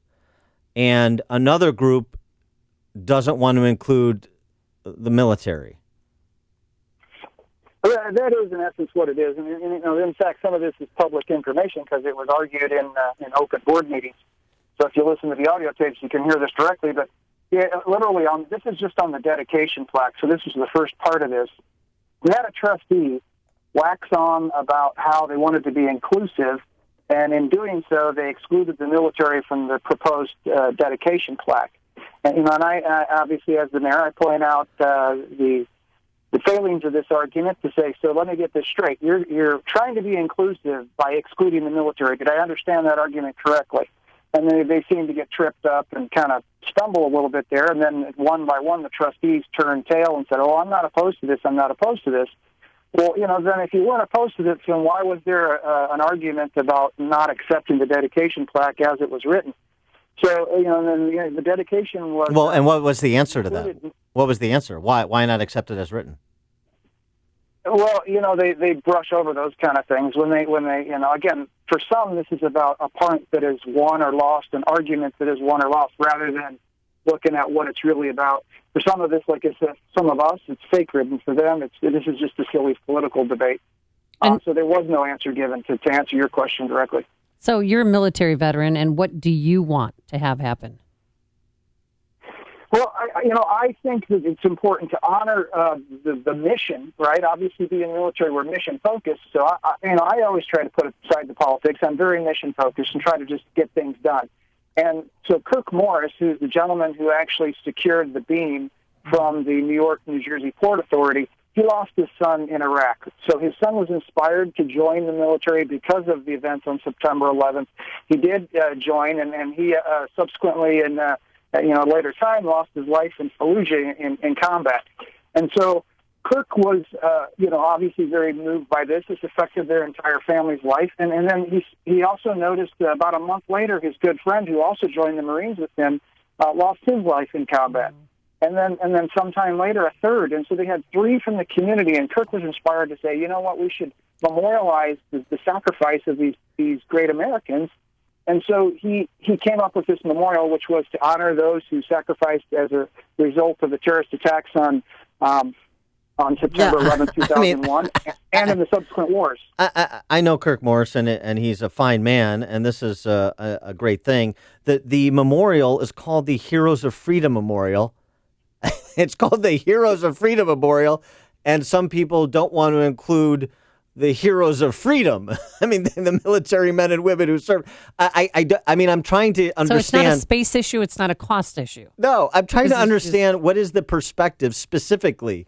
If you argue that the military shouldn't be included in the memorial and the dedication plaque, what is the basis for that argument? They're saying why. When you say why not, they say what? Sure, and for this it's a shifting target for this group, right? So, it started out, this is the first argument they gave. Well, wars are controversial. Well, wars are controversial. Then we better take down all those memorials in D.C. because wars are controversial. So, do they want to take a sledgehammer to the wall, the Vietnam Memorial in D.C.? Is that what they want to do? Yeah. So, and that is the general thinking. So, when that flew like a Led Zeppelin, then they're like, okay, well, let's try a different tactic. So then they get into the idea. Well, we have this working group sessions, and we're agreeing to different sets of storyboards. And I said, look, there's only one set of storyboards that we ever recommended to the village board, and that's the ones they did not approve. We did agree as a committee to say, okay, we'll create a working group that has 2 trustees on it and some members from the Heroes of Freedom Committee, and we'll try to come up with a compromise. But the one stipulation we had was that it has to honor the mission of the memorial. And that mission, again, was to honor the sacrifice and service of those who suffered the day of September 11th, and in the subsequent global war on terrorism, Iraq War, and Afghan War. So that's the mission of the memorial. Well, by trying to change the storyboards to exclude them, then, obviously that doesn't suit the purpose. And Amy, real quick to your point about the money, this was all done with private donation. So, and also as a footnote that I do think is worthy of calling out is that not a single trustee is given a nickel to this. Over $175,000 has been raised privately, all of it privately, to do this. It's a very, very nice, very well done memorial, but they refuse to approve the storyboards. And in fact, I'll say this: we put up a temporary stanchion with temporary storyboards, which these are the storyboards that we originally recommended, and the board insisted that they be taken down after the dedication ceremony. So it went one step further, not just approving the storyboards. It went to the point that, hey, we're going to prevent you from telling the story until we say it's okay. So the 7.5-ton beam from the World Trade Center is in place, and there's empty storyboards around it? I'm just trying to visualize this. Yeah. All right, yeah, there's no stanchions for the storyboards at this point. It's just the rest of the elements of the memorial are in place, but there are no storyboards. So how does this shake out? Is this a decision how this memorial ultimately is fashioned? Is this going to be directly related to whoever wins the election on Tuesday? Well, it is, and so we did put a referendum on the ballot, but it's an advisory referendum, so, the board could choose to follow or not follow the advice of the referendum, and that has happened in the past. So we can put it on the ballot. So in addition to the advisory referendum, the people will provide their advice, and the council, the mayor, the new mayor, and the council will decide whether or not to consent. So is it a situation where it's a muddled across the two kind of slates of candidates for mayor and trustees, or is one slate on one side and the other slates on the other side? It is one slate on one side and one on the other. And who's where?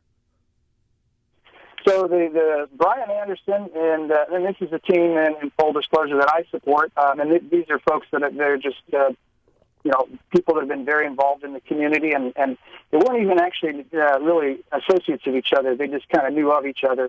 But I asked them to consider this because I think they're honest people. So Brian Anderson's running for mayor. Joe Lewis is running as a trustee. Dan Casper is running as a trustee, and Mike Silverman's running as a trustee. That group has, right out of the gate, agreed to two things that I asked him. One was that they're fiscally conservative, because that was my thing. I told them this before I was ever elected. I'd run one term, I'd put it on a good financial path, and I'd move on. And I agreed to run. Actually, interestingly enough, I'm standing on my front lawn. I just got back from Afghanistan, hadn't even set foot in my own house yet, and some friends and neighbors asked me to run for office. And, at this point, I'm a man on fire. I'm just glad to be alive. And I said, okay, I'll do it, but I'll do it for one term. That's it, and I'm moving on because I have other things I'm going to do with my life here.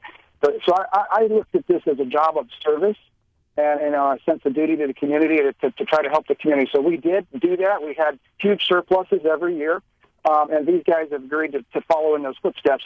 That was my only concern, is that they're objective and that they are fiscally conservative. It's a nonpartisan election, so they're a mix of different parties. But that group is going against the group that's been around, and these are incumbents who've been there. The one that's been there longest has been there for 14 years on the board. So I think term limits is important. People should learn to let go of power, and that's one thing. If I learn in the military, you're in command for 2 years and then you move on back on staff. All you right. got to give up power. That's the American way. All right. He is Wakanda Mayor Frank Bart. Frank, thanks for joining us and explaining this rather incredible controversy up in Wakanda, and it's a controversy that will be decided based on how the Tuesday election is decided. So good luck, Frank. Thanks for joining us. Appreciate it. Thank you so much. And he joined us on our turnkey.pro answer line. It's news, opinion, insight. This is Chicago's Morning Answer on AM 560. The Answer. Today, raw and wet. Those are the words to describe the weather today. 36 degrees right now at O'Hare, going up to a high of 44 degrees. The weekend, though, looks pretty good. At least we're going to see that thing they call the sun. That'll happen tomorrow with some high clouds, a high of 55 degrees. And on Sunday, we're going to have a little bit warmer conditions, a high of 57, starting out with some sun and clouds, and then later showers by the late afternoon, early evening hours. Now let's get into our Alarm Detection Systems Traffic Center. Here's Jim Telemonte. There's some bright and good news on the Edens, Amy. It's delay-free. 19 minutes either way between Lake Cook and Montrose. About Kennedy, stop and go Harlem to the Hubbard Street Tunnel. 51 minutes O'Hare to downtown. 27 from Montrose. 22 in the Express. Outbound, just a 5-minute delay. Lawrence to Sayre. The Eisenhower's 53 minutes, Thorndale to downtown, 40 from Manheim. How about 32 to Thorndale? Stevenson, it's heavy, an hour and 6 minutes, 3:55 to Lakeshore Drive, fine outbound. Ryan, 32 minutes, 95th to downtown, southbound Lakeshore Drive, stop and go Hollywood to Fullerton, then tied 18th to the Stevenson, northbound slow Oakwood to the Stevenson. North on Tri-State slow from the Stevenson to the Hinsdale Oasis, and from the Reagan Tollway to the Ike. Veterans Memorial, a little sluggish, Maple to the Reagan Tollway. No delays to report on I-80 or in northwest Indiana. I'm Jim Talamonte in the Alarm Detection Systems Traffic Center.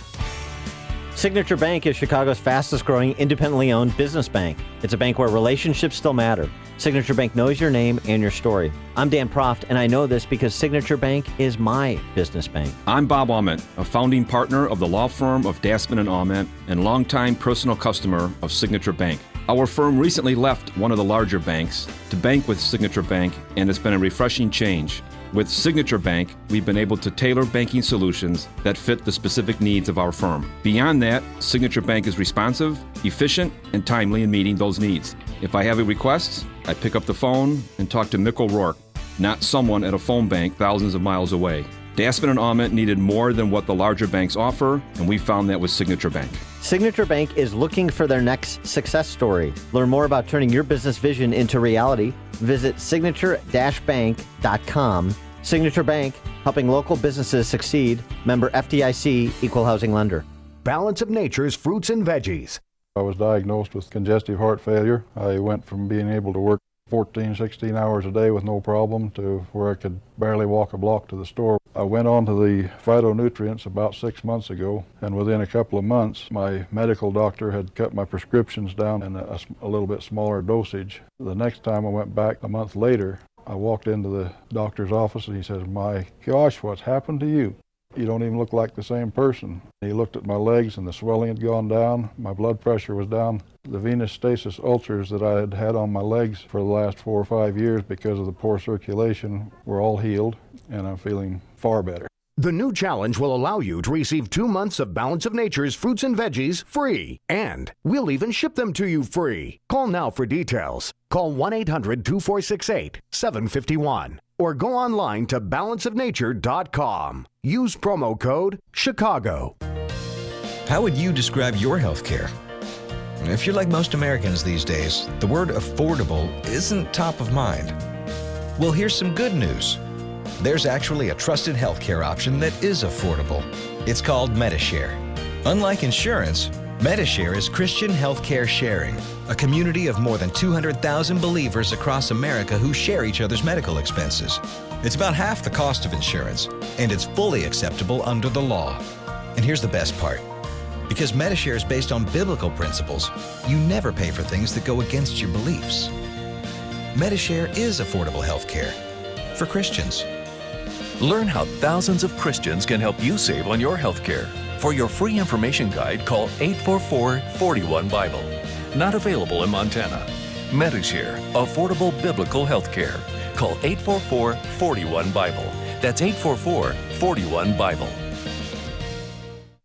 Okay, the number to call is 847-926-0700. Calling this number can bring you thousands of extra dollars right to your wallet. The Art House Gallery is back. Do you have any jewelry, diamonds, gold, silver, or antiques, Dan? How about paintings, porcelain, Fabergé, maybe high-end pocket or wristwatches, Rolexes, Cartier, Tiffany, or Breitling? Well, if you do, call the Art House Gallery right now at 847-926-0700. Get cash for your valuables today. Meet them at their office in Highland Park or in the privacy of your own home or bank. Now, the Art House Gallery makes it easy and convenient, personal, and respectful. Your items and collectibles may be worth thousands in cash paid directly to you. So gather up your neighbor's jewelry. Gather up your jewelry, diamonds, gold, antiques, paintings, high-end watches, and more, and call to schedule a meeting with the Art House Gallery. You'll be glad you did it. Get cash for your valuables. Call 847-926-0700. That's 847-926-0700 or online at ChicagoArtHouseGallery.com. Are you buying or selling a business or starting a business? Maybe you have legal problems with a business partner or employees, or are just drowning in new regulations. You need the support of a law firm that concentrates in a wide range of business law and tax matters. You need the corporate team at Kelleher & Buckley. Whether you're a local mom and pop shop, middle market business, or a large corporation or franchise, they provide cost-effective legal solutions to help your businesses thrive. The lawyers of Kelleher & Buckley focus on targeted legal advice tailored to meet the specific needs of your business. You deserve competent legal representation from a law firm maintaining a high level of knowledge about the ever-changing laws governing businesses. One that also includes accountants and tax specialists on board to provide your business bottom-line solutions. Kelleher & Buckley, LLC of North Barrington and Chicago is a legal solution provider that also includes estate planning, asset protection, life insurance planning, and litigation. Keep your business on track. Call 847-382-9130 or online at KelleherBuckley.com. This is Dan Proft with 60 Seconds of Sanity, sponsored by Upstream-Ideas.com. Despite what some conservatives claim, journalism is not only not dead, it's better than ever. The charge of fake news, whether from the left or the right, is the verbal equivalent of a white flag on the battlefield of ideas. The person leveling that charge is almost invariably saying that they cannot defend their underlying position on the merits, and thus are using this dismissive phrase to cover their retreat. In fact, news is more authentic than ever. But what about the open hostility and manifest bias of the D.C. press corps? Would Would you rather the hostility and bias that has pervaded the D.C. press corps for generations preceding Trump continue to be covered by a patina of false congeniality and ersatz objectivity? In a recent article in the New Republic, allegedly the thinking liberals outlet, Leah Finnegan calls on the media to be the true opposition party to POTUS. Schumer and Pelosi just aren't hardcore enough. To that, conservatives should say, thank you, Miss Finnegan. Conservatives have long understood the Beltway media to be the opposition party. The fact the New Republic and other leftist outlets are stripping away their pretense of neutrality is conceding conservatives' point. That's called victory, and there's nothing fake about it. AM 560. The Answer. Your money. Find out how to keep more of it and live debt-free. Tonight on The Dave Ramsey Show, starting at 7 on AM 560. The Answer. Big weekend plan. My son, Peyton, the oldest one, he all the kids are addicted to YouTube, and there's a YouTuber named Mystic7 who does these Pokemon Go videos, and he has millions of people following him. He's going to be in Chicago, so my son's going to meet his star. Well, it's very exciting, but do you ever remember meeting your first star or your first, hero? Or So the first day I looked into a mirror. Oh, my God. Stop it. No, is there anybody that you met, you're kind of, when you met him, you went, oh, you're a little disappointed? No, they're like the kind of heroes that I've met, like Charlton Heston and Bill Buckley, who I had the honor of introducing when they spoke at Northwestern and having dinner with them subsequent to their speeches. They lived up to expectations. Okay. Well, I met Eddie and Jobo. But he was no Pokemon Go expert. No, he wasn't. Neither one of those two. But that's the new reality. Everybody, YouTube stars are our new stars. But quickly, when I was a lifeguard in Prospect Heights, Jobo and Eddie came to the pool. How many kills did you have again as a lifeguard?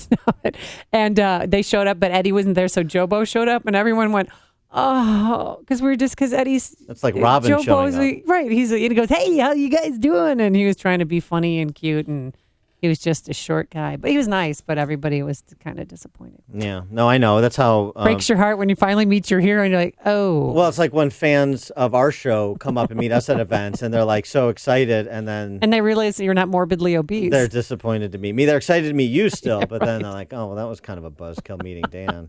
I don't know if I'll listen to the show anymore. Well, coming up on our show in the 8 o'clock hour. Mike Pence and his wife's bizarre marriage at 8:08. But first, into the newsroom we go. Here is Dave Stewart, who's in for Mike Scott. Thanks, Amy. Thanks, Dan. Among the stories we're watching, investigators and police department are looking into a rash of violence on the South Shore. 7 people shot in a 4-block area. An update on Fox News from WIND Chicago.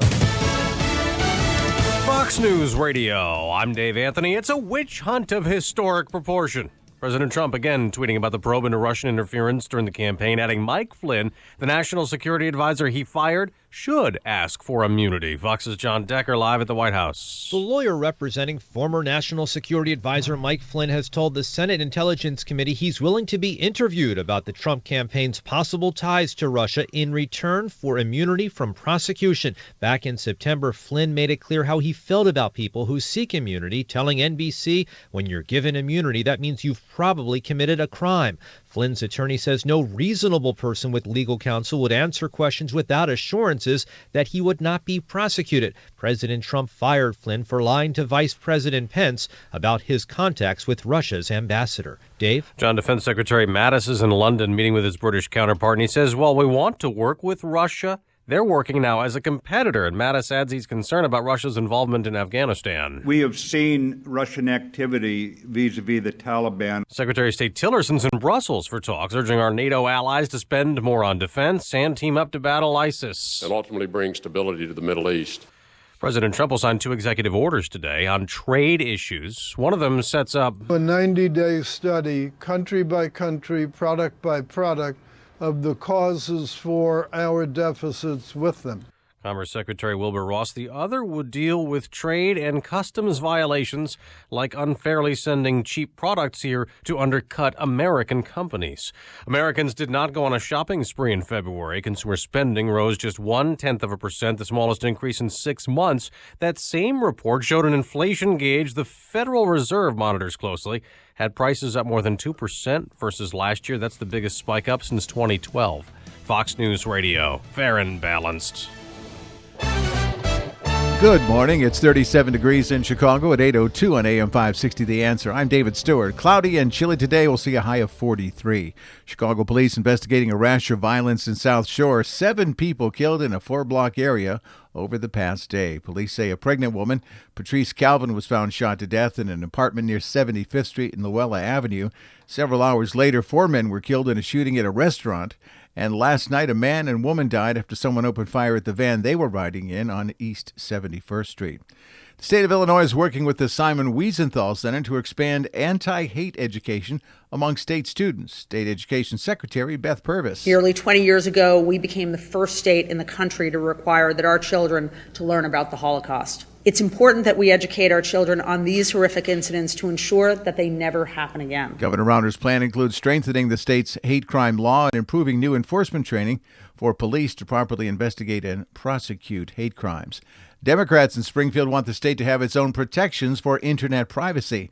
A House committee endorsed 2 online privacy measures yesterday, including one that would allow people to find out what information companies like Google and Facebook have collected on them and which third parties they share it with. City Hall's new Board of Ethics is threatening to levy fines against the independent contractors hired by some aldermen unless they fire statements of financial interest. But some aldermen, like Leslie Hairston, are resisting, saying these workers aren't city employees, so they shouldn't be covered by the ethics rules. And administrators are considering making $2.2 million in budget cuts at SIU's School of Medicine. The cuts are related to the ongoing state budget crisis, and it could mean layoffs at SIU's med school. In sports, it was the Bulls over the Cavaliers 99-93, and the Hawks are hosting Columbus tonight. AM 560 News Time 8:04. Time for the AM 560 Business Beat, sponsored by Turnkey.pro. And from the Fox Business Network, here's Ginny Cosola. From the Fox Business Network, BlackBerry has been losing money, but its loss was smaller in the recent quarter, and its stock is higher before the Wall Street open. BlackBerry is credited with popularizing the smartphone. Now it's a software and services company. Cable TV's Spike Network will be transformed into the Paramount Network early next year. Spike launched in 2003. Its programming was aimed at young men. The reinvented channel will include a wider range of programming. Viacom, which owns the channel, says it will be a prime destination for premium storytelling. Tomorrow is April Fool's Day, and today is World Backup Day. You're urged to back up your devices. Have at least 3 copies of your data, store the copies on 2 different media, and keep 1 backup copy off-site. The Dow closed up 69 yesterday. NASDAQ gained 16. With the Fox Business Report, I'm Ginny Cosola. AM 560 News Time at 8:05. Traffic in 2 minutes on AM 560, The Answer. You need to understand that the way you build wealth is you do not use the evening news or CNN or Fox to set the tone of your emotions around your investing. The Dave Ramsey Show. If you're thinking of changing your investing patterns because you're watching the news, you need to turn off the news. You are in charge of your destiny. Dave Ramsey. Weeknights starting at 7. Presented by Wintrust Community Bank on AM 560. The Answer.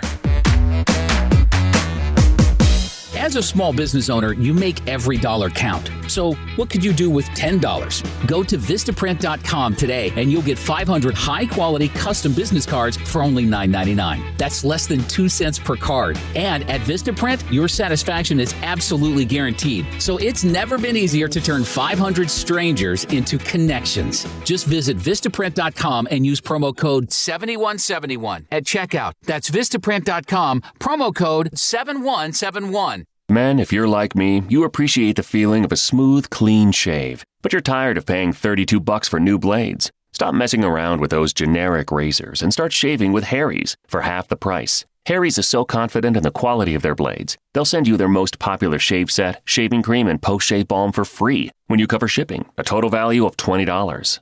Just go to harrys.com now and enter code 0707 at checkout to redeem your shave set. That's harrys.com, code 0707. At 8:06 from the Alarm Detection Systems Traffic Center, Jim Talamonte. Thank you, David. The inbound Kennedy has delays from Austin to the Burns Circle. It's 52 minutes O'Hare to downtown, 32 from Montrose, 30 in the Express. Outbound 10 minutes to Montrose, 26 to the airport. The Edens has no significant delays. Eisenhower looking at an hour now. Thorndale to downtown, 46 minutes from Mannheim. Outbound 33 minutes to Thorndale. Stevenson, an hour and 5 minutes, 3:55 to the drive. It's fine outbound. Bryan, 32 minutes, 95th to downtown. I-57, 28 minutes, I-80 to the merge, Bishop 425. Southbound Lakeshore Drive, stop and go Hollywood to Fullerton, then heavy approaching the Stevenson. Northbound slow Oakwood to the Stevenson. Northbound Tri-State slow from the Stevenson to 47th, then from the Reagan Tollway to the Eisenhower. Veterans Memorial, a bit tight, Maple to the Reagan Tollway. The other tollways are good. There are still some flood-related closures, including 135th and Southwest Highway in Orland Park. Traffic answers when you need them most. I'm Jim Talamonte on AM 560, The Answer. More of Chicago's Morning Answer next, but now the forecast, a service of aircomfort.com, providing the right climate for business since 1935. And here's meteorologist Kevin Snyder. Little rain for the morning, otherwise mostly cloudy and breezy. Wind gusts up to 30 miles per hour. High 44. Clearing tonight, low 33. Sun and some clouds tomorrow. High 55 and a rather cloudy night, low 37. Little rain for Sunday, high 57. I'm Kevin Snyder on AM 560, The Answer. Lakefront 37 degrees, Midway 38. It's 37 at O'Hare. Next news, 8:30. Get continuous coverage of the latest news, traffic, and weather at 560theanswer.com. Chicago's Morning Answer continues now on AM 560, The Answer. This hourly segment is brought to you by Real Estate Airwaves. Check out the show that's all about making money in real estate every Sunday at noon on AM 560, The Answer. This is Chicago's Morning Answer with Dan Proft and Amy Jacobson on AM 560. The Answer.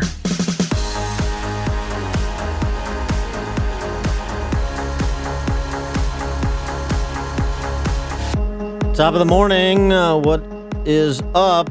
I'll tell you one thing that's up is Mike Pence's profile this week. First on policy, yesterday, Pence cast the deciding vote in the Senate to overturn a Obama administration HHS rule that stopped states from defunding Planned Parenthood. That was reversed. It was an initiative led in the Senate by Joni Ernst of Iowa and fellow Republicans. 50-50 tie because Murkowski from Alaska and Collins from Maine defected. And then Pence cast the deciding vote. Planned Parenthood in the news, too, because felony charges. Oh, what happened? 15 felony charges filed against our friend David Daleiden, we've had on this show, and his cohort. These are the individuals of the Center for Medical Progress who exposed through undercover video journalism the Planned Parenthood's illegal trafficking in baby body parts. California Attorney General indicting Daleiden and his quote-unquote co-conspirator, Susan Merritt, 15 felony counts. Oh, that's not political. I mean, because they had similar charges in other states that were dropped, right? Right. One for each of the 14 people recorded and a 15th for conspiracy. This is the L.A. Times reporting, or opining, I should say. The L.A. Times editorial board opining on this. Felony charges are a disturbing overreach for the duo behind the Planned Parenthood sting videos. This is not a conservative editorial board. In point of fact, they start by saying there's no question that anti-abortion activists, there's the first indication. Okay. Anti-abortion rather than pro-life. There's no question that anti-abortion activist David Daleiden surreptitiously recorded healthcare and biomedical services employees across the state of California with the intent of discrediting the healthcare provider, Planned Parenthood, calling Planned Parenthood a healthcare provider. Another indication. Something his heavily edited videos failed to do to discredit Planned Parenthood. The videos weren't heavily edited. They released all of them. They released the videos unedited in addition to the compressed, edited videos for the purposes of telling a story like any reporter does. But they released all the raw footage as well, and it is patently clear that Planned Parenthood was illegally trafficking baby body parts. Otherwise, why are their representatives negotiating on price if it's just reimbursement?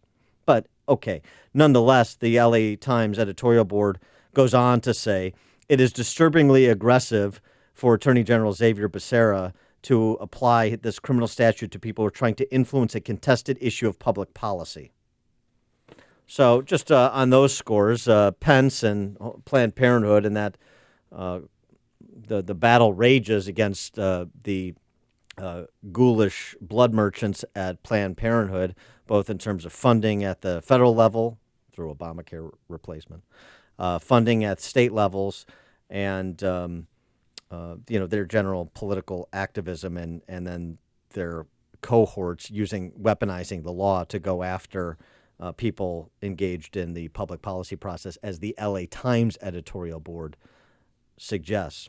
By the way, a related story, there's House Bill 40 in this state, because there's this op-ed that's made its way around this week, an op-ed in the New York Times suggesting that the Democrats need to stop being the abortion party if they want to be a national party again. And in Illinois, Democrats are trying to move legislation, HB 40, which would provide Medicaid-funded abortions. That is violently opposed by a majority of Illinois families, Illinois voters, and I know because I've done the polling on it. And but it doesn't matter, because this is a sacrament to the left in the modern Democrat Party, and it's something that you should consider. The Tom Groom, who wrote the op-ed in the New York Times about Democrats need to kind of shed this brand as being the pro-abortion party, he suggests stop threatening to repeal the Hyde Amendment, which is the public funding. And yet Chicago Democrats in charge of this state, and with their suburban cohorts, are advancing that very legislation at the state level in Springfield. That's what the Democrat Party is here. And hey, why not? We've created 100 jobs in 17 years, about 114,900 less than all of our Midwestern neighbors. And we're also going to spend your money providing abortions. And what's not to like? Let's keep the same people in power. So that's kind of the story of Pence and Planned Parenthood and everything that's gone on this week. And then there's the story about Pence and his marriage. Yeah, apparently he likes to be faithful to his wife. Oh, that's bad. Oh, my gosh. Well, they take steps. Disgusting. They take steps to make sure that their marriage of 32 years is going to last. And he apparently will not dine with other women besides, he won't eat dinner alone with another woman. 312-642-5600, turnkey.pro answer line, 646-36DA, turnkey.pro text line. Are you afraid for Karen Pence in this exploitive relationship she is in, this exploitive marriage that she's in with the Vice President of the United States, where he is oppressing her and oppressing women in general as a powerful man, not allowing them to advance because he won't have dinners alone with women who are not his wife, or at events where there is alcohol present. Right. If there's alcohol present at an event, he will not go unless his wife is with him. Should be this kind of misogynistic behavior of respecting your wife has no place in public office, clearly. And so the obvious question, prompted by the enlightened comments from the editors of left-wing rags like Salon and Think Progress, Mother Jones, is should Vice President Pence resign and work on his marriage? 312-642-5600, turnkey.pro answer line, 64636DA, turnkey.pro text line. This obviously cannot stand in the 21st century. Well, some social liberals say that it's misogynistic, or they even described it as bizarre behavior. Bizarre behavior, because he and his wife, maybe it's none of their darn business what the Pences decided for their marriage, because they have boundaries, because they respect one another, and this is how they're going to make it work. Excuse me, the Wiener's marriage is off limits. Oh, yeah, that's right. The Clintons' marriage is off limits. The Pence's marriage, this is a problem. I mean, a couple taking steps to avoid adultery. I mean, this is almost unacceptable.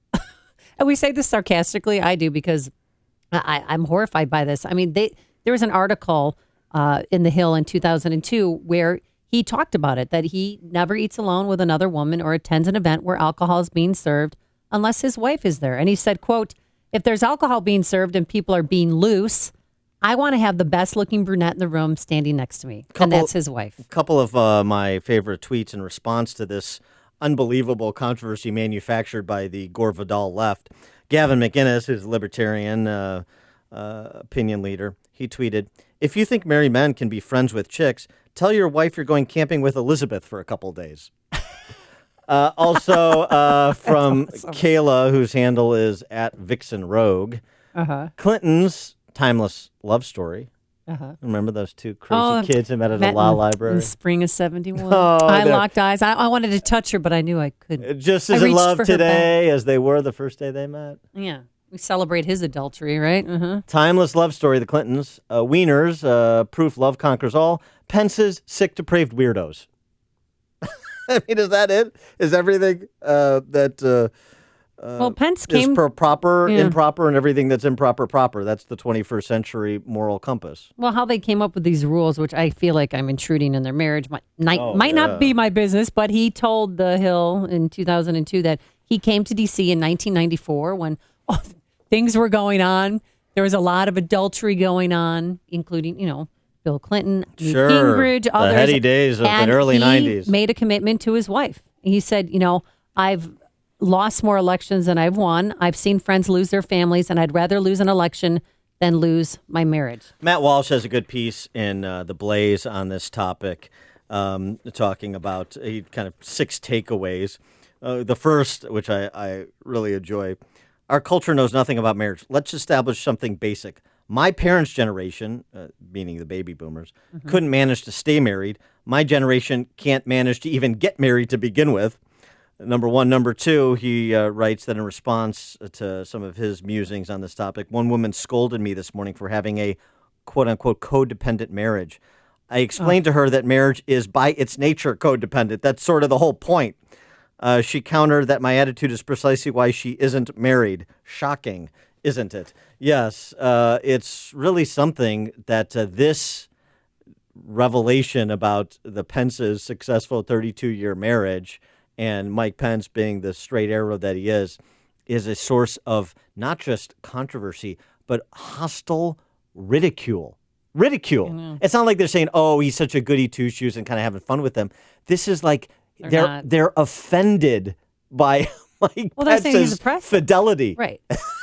It's incredible. But women are, we're predatory by nature as well. I mean, you don't have to tell me. Well, you see a man in power who's good looking. He doesn't cheat on his wife, so that's a challenge for some people. And they want to go to dinner with him. And then the dinner leads to drinks, and then more drinks and more drinks. And you know what happens? They go back and read some books and steam some broccoli. Yes, I've seen all those Lifetime movies. Megan on the South Side, you're on Chicago's Morning Answer. Yeah, I just wanted to note that, most women on the left sleep their way to the top, so no wonder they wouldn't like this. Thanks. Okay, we'll be right Megan. back. Wow. Thanks, Megan. Oh, geez. Well, he was a little angry. Wait, but real enough quick. about Nancy Here's Pelosi. Another tweet. Pence basically says that women shouldn't be able to exist in public without a chaperone. She's a writer for Upward magazine. This all comes out of this Washington all this anger. This all comes out of this Washington Post profile on Karen Pence, where the people that actually know the Pences talk about how she is an omnipresent but understated force in Mike Pence's life that wields influence, but just not public about it. That this is a successful partnership, is the way it's described. It is not. She is not a chattel on the Pence Ranch in Indiana. I mean, it's just the responses from the left are so unhinged. They think somehow they're indicting the Pences, and they're going to somehow negatively impact Mike Pence's credibility. What they're actually doing is accentuating Pence while they marginalize themselves. And it explains this cultural attitude, explains why the Democrats have become a super minority party nationally. Ken and Lyle, you're on Chicago's Morning Answer. Morning, Dan, Amy. Hi. Dan, Phil Bennett Academy grad, also tending to run a little fat. My daughter decided that she should. What do you mean also? What do you mean also? Well, you keep saying you're fat. I don't know. No, he's morbidly obese. Yeah, it's true. Well, I'm very morbidly obese. I'm a truck driver, and so you go out with your daughter, and what happens? I'm sorry. We go out walking. She drags me to the forest reserve. She's trying to skinny me up, and people assume that we're dating or together. It's unbelievable. I'm a 54-year-old ugly fat guy. She's a cute 23-year-old girl, and people make comments. Oh, your girlfriend, this and that. I don't see it. Yeah, people are nosy. Thanks for the call, Ken. Well, it's you keep working out too, Ken. No, but his point is why would you think that if you haven't seen that repeatedly? Mm-hmm. Oh, at East Bay Club, I always wonder, like, grandpa, dad, who's bringing their kids to the EBC? Please be the dad. Please be the grandpa. And it ends up being the dad. Bruno in Park Ridge, you're on Chicago's Morning Answer. Hey, Mike Pence didn't make up these rules. This is something Billy Graham did for himself because he never wanted to be caught with another woman and have someone think he's a hypocrite, even if it was innocent. So he decided that he wouldn't be or go out to dinner with another woman. I mean, it's just smart if you want to be a good Christian guy and not be considered a hypocrite. Well, I mean, thanks for the call, Bruno. Yeah, right. Billy Graham is a misogynist as well. Well, especially in the fish bowl of Washington, D.C., where people love to chat and make up rumors, and an appearance of impropriety can turn into a sordid affair and illegitimate children. The whole thing is, this is the boundaries that the Pences set. Yeah, and it's none of our business. Well, it's fine to have it be part of our business, actually. It's better that it's part of our business. It's better that we talk about it because we distinguish things that make sense and are examples to be emulated rather than things or examples that are set not to be replicated. And so this is how the boundaries that Mike Pence and Karen Pence set for their marriage, and it's been pretty successful, 32 years running. And that doesn't mean that it's the only way. Who's saying that? No one. That seems to be what the left is indicating. There are other marriages for whatever reasons or whatever the relationship is. Yeah, fine if you have dinner with a person of the opposite sex. No big deal. No problems. So it's just what they do. But the idea that that is an object of ridicule, that's really the telling part of this story. Joan in St. Charles. Hey, Joan. Hello. Hello. Hi. Yeah, I just wanted to say it's kind of funny because, it's always a free country when it's the left who's promoting something, but when it's the other way around, then they don't like it. And it is a free country, and if he doesn't want to have dinner by himself with another woman, that's his right. I mean, well, of course. I don't see what the problem is. So Thanks for the call, Joan. Yeah, of course. I mean, it's right. Look, when Barney Frank his boyfriend runs a prostitution ring out of their condo in DC or townhome, that's not. Hey, that's off limits. Yeah, that's their business. Mike Pence rules to, prevent against temptation and stay true to his wife. That's craziness. And it's also in this article, this Washington Post article, real quick. They also, once he finally became on his third attempt, became a congressman and he moved to D.C., she gave him an antique red phone as a Christmas gift. And that was a direct line straight from her. She was the only person who had that number. And he still has that phone as a symbol of their love and the connection between the two. Oh, I just got the chills. Stop it. They're so cute. Joe in Oak Forest, you're on Chicago's Morning Answer. Amy, you would never be the Mike Pence and Amy radio show. You wouldn't be allowed to be alone with him. And just think of all the inner circles in Washington. All these ladies don't have a chance of getting a job. Yeah, right. Oh, right. Yeah, right. Thanks for the call. There's cameras and there's other people here. Because you can go to, if you were a candidate for a job with Mike Pence, you couldn't go to dinner with Mike Pence and his wife or Mike Pence and a staffer. The only way that Mike Pence would offer a woman a job is, no woman would ever be offered a job by Mike Pence because he can't be alone with them. It's funny. I suspect when he was governor of Indiana that there were a lot of women hired in state government Indiana. He's just talking about it's just absurd. After hours, going to dinner with a woman alone. He doesn't do it. Alan in Rockford. Hi, guys. Amy, I disagree with your notion that it shouldn't be public knowledge. It's none of our business. I think it should be our business because it's a positive example. Oh, the more positive examples that we have in front of us, the better we'll be as a society. As opposed to these people that stay up all night watching Playboy TV swing and make a big deal out of this kind of thing. These people are exhibiting classy, mature, controlled behavior. Thanks for the call, Alan. Will in Skokie. Yeah, it's just another example of when you decouple the concept of marriage from the concept of sacredness. When you make it just a straight legal contract, as my rabbi says to when we counsel couples that are getting married, God gives his husbands and wives so we have someone to crucify us for the rest of our lives. That's awesome. Thanks for the call, Will. That's great. The more you listen, the more you'll know. This is Chicago's Morning Answer. Morning Answer on AM 560. The Answer. Balance of Nature's fruits and veggies. I'm telling you right now, it's awesome. I was trying to get my blood pressure regulated, okay? And like after 3 days of taking this thing, my blood pressure went back down to normal. I am ecstatic. I am so happy with this stuff. It is my savior. This was the first summer that I have not had to have a steroid shot to help me to breathe. The reason why I'm taking it because I've got Hep C. Once I began taking your stuff, it took a few months, but believe it or not, my liver enzymes are way down and it's normal now. It works. The new challenge will allow you to receive 2 months of Balance of Nature's fruits and veggies free. And we'll even ship them to you free. Call now for details. Call 1-800-246-8751 or go online to balanceofnature.com. Use promo code Chicago. It's the most effective product that I've ever bought in my life, but I should have ordered it like 15 years ago. I want to hang out with Will from Skokie's Rabbi. He's a funny guy. It's cool. Hey, rolling hills and beautiful prairie views. You can take it all in when you play golf at Golf Club of Illinois in Algonquin. Play at one of the finest golf courses in Illinois with a special seasonal deal from ChicagoRadioDeals.com. The Golf Club of Illinois is a classic link-style course featuring high grasses, treacherous sand bunkers, and strategically placed mounds on each hole. This course is a stern test for all skill levels, and it's consistently ranked among the top 10 public courses to play by Chicagoland Golf. Find out why Golf Club of Illinois is a secret favorite for those looking for a unique, challenging round of golf.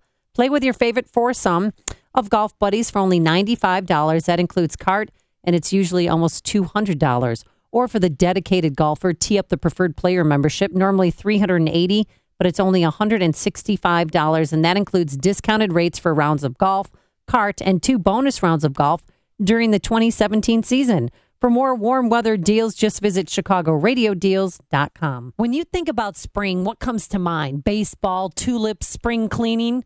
How about cleaning up your home? Yeah. Hi, Amy Jacobson here to tell you about our good friends at CertaPro Painters. Spring has arrived, and it's a great time to focus on your exterior painting. Don't deny how ugly it is. You know, the chipping, peeling, eyesore of a front porch. So do what I did and call CertaPro Painters now. 1-800-GO-CERTA or visit CertaPro.com. That's Certa with a C. They really are the best in the business. They're clean, responsible, talented. They increased our property values. They're such a top-notch company. They've been around for 25 years and counting. So do what I did and experience the CertaPro difference. 1-800-GO-CERTA or CertaPro.com. That's Certa with a C. Each CertaPro Painters business is independently owned and operated. CertaPro Painters, we do painting, you do life. Follow the world's best golfers at the 81st Masters Tournament, April 3rd through the 9th on the tournament's official website, Masters.com. Log on all week long to experience a tradition unlike any other and follow the Masters on Twitter, Facebook, and Instagram. Masters.com offers live, full-screen HD video coverage, including the Par 3 contest, plus real-time scoring, up-to-the-minute tournament news, and more. Masters.com, your official online source for the 2017 Masters. If you are behind on your bills, then this message is for you. How would you like to have a large portion of your credit card debt or medical bills forgiven? National Credit Card Relief would like to give you free information on a proven debt forgiveness program. It's not bankruptcy, it's not consolidation. This special program actually wipes clean the portion of your debt that is forgiven. Call for your free forgiveness information now. 800-291-6670. That's 800-291-6670. Don't wait. Call 800-291-6670. Not available in North Dakota. If you're aged 59 and a half or older with the 401k plan and still working, stop what you're doing and call Arlington Capital Management at 855-471-5796. They'll help you actively manage your 401k, show you strategies to avoid major declines, and capitalize on opportunities. There are benefits with age, and this is one of them. At 59 and a half, you're entitled to new opportunities in the investment world that can dramatically improve your results and even lower your fees. Call 855-471-5796 now and take the first step toward getting more out of your retirement assets. The team at Arlington Capital Management proactively explores the market, our economy, and all of the variables that offset your investments. Call 855-471-5796 now for a complimentary consultation. That's 855-471-5796 or visit arlington-capital.com. You worked hard to accumulate your nest egg. Now, it's time to put your money to work for you. AM 560, The Answer. Coming up on Chicago's Morning Answer. Get ready for the waterworks as 2 Democrats defect to support the confirmation of Neil Gorsuch to the Supreme Court. We'll discuss that and other matters with Jim DeMint, president of the Heritage Foundation, at 8:38. And later, pig at yoga? There's a pig at yoga. Yeah, it's true. But first, let's go into the newsroom. Here's Dave Stewart in for Mike Scott. Thanks, Amy. Thanks, Dan. 37 degrees in Chicago, 8:32 on AM 560. The Answer. Cloudy and chilly today with a high of 43. The top Democrat on the House Intel Committee is accepting that White House offer to review surveillance material about the investigation of Russian meddling in the U.S. presidential election. The letter asks that the committee look into whether these materials were properly gathered, whether they were properly masked or unmasked, and properly disseminated. That's California's Adam Schiff telling a Capitol briefing he is profoundly concerned that the materials were first made available to the committee chairman, Republican Devin Nunes.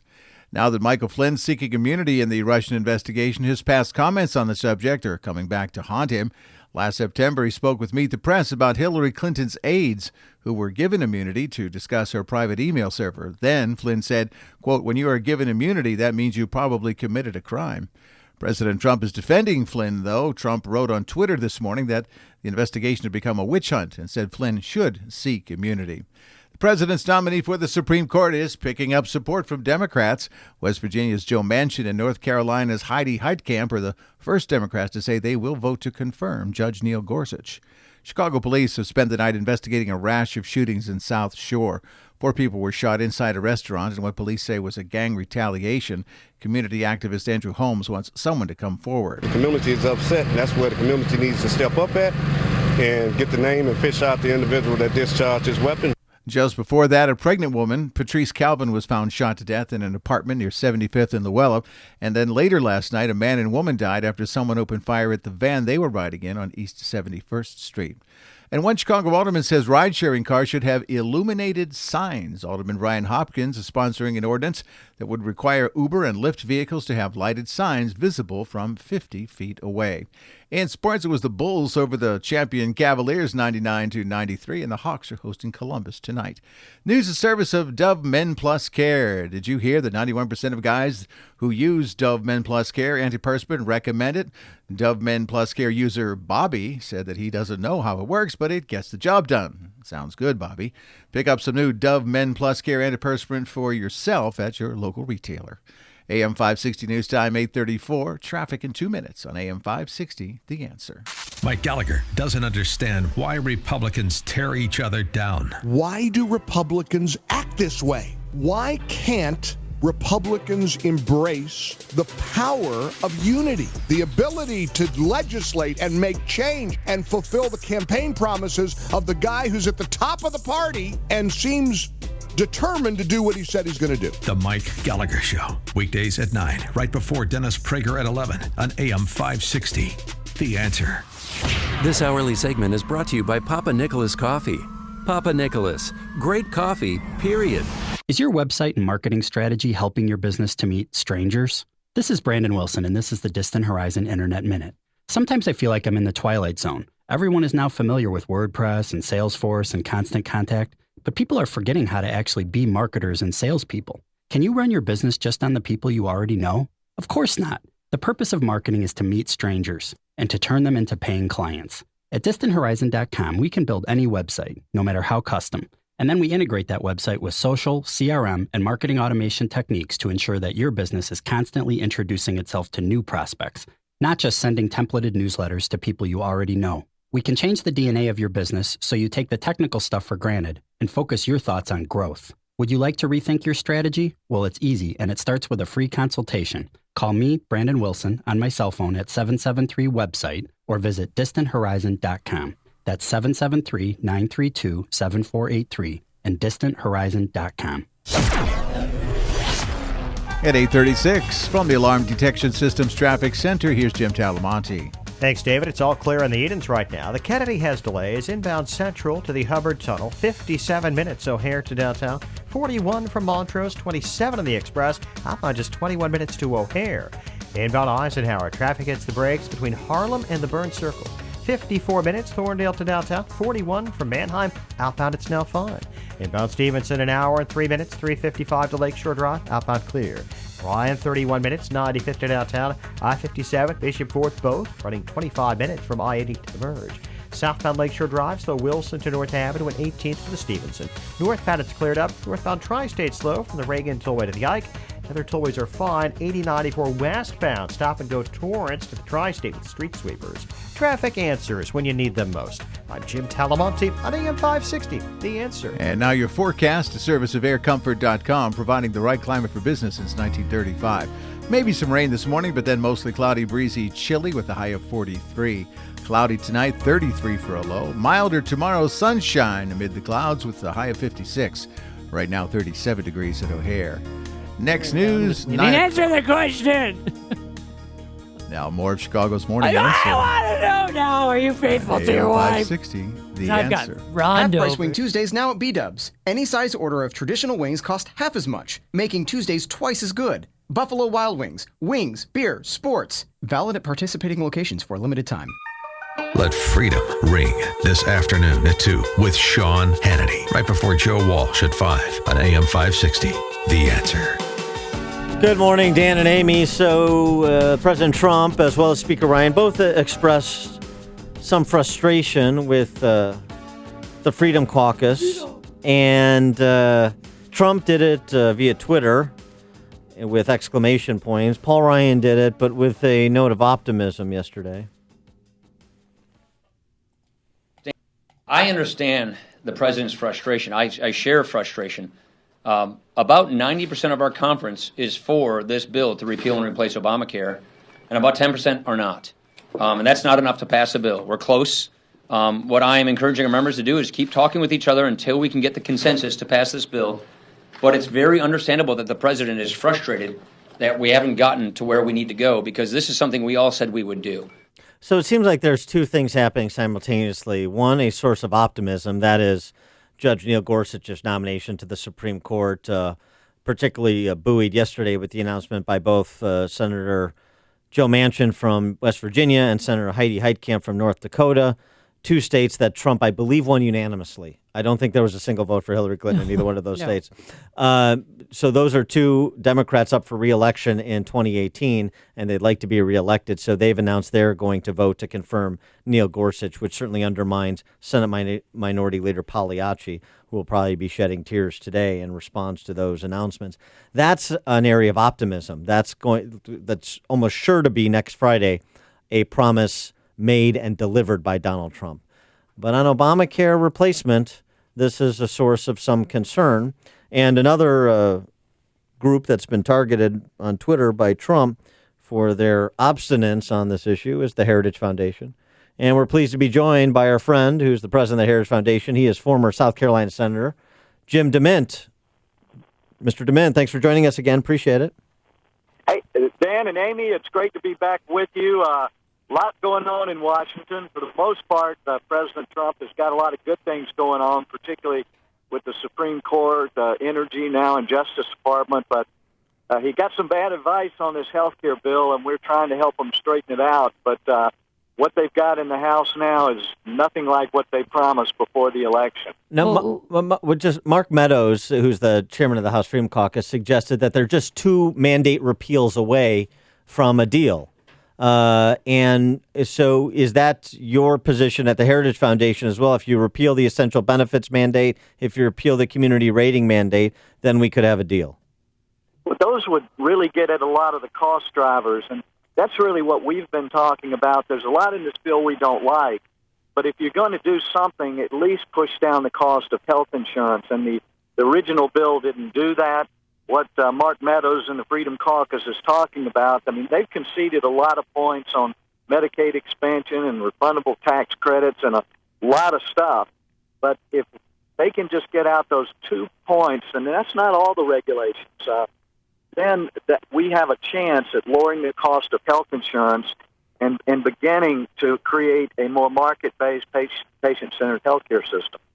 You had mentioned that he had gotten some bad advice. What advice was that, and from whom?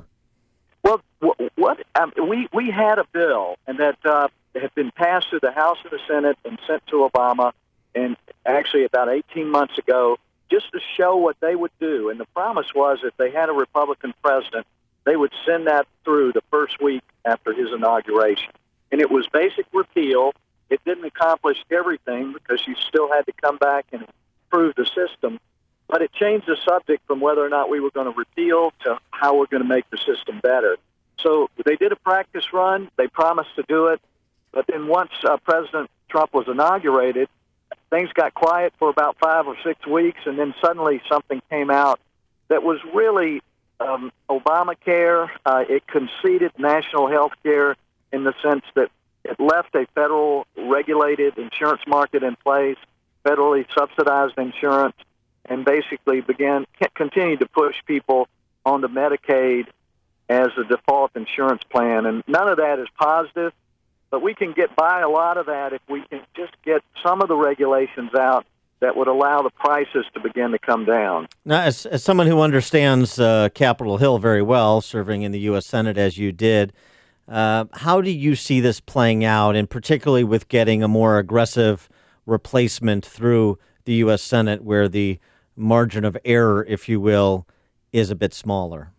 We've encouraged the House Republicans just to send a really good bill over to the Senate and stop listening to all this talk about what the parliamentarian will approve and what she won't approve.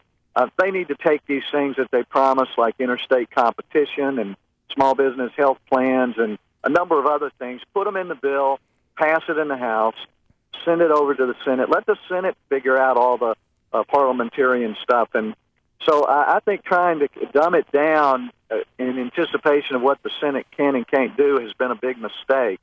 So hopefully they will make this bill better, get it on the floor next week, and send it over to the Senate, and then I think we'll get some momentum in a positive direction. What advice would you have for President Trump? I mean, he did tweet out that, taking aim at the Freedom Caucus, saying, you better get on board or you're going to lose in 2018.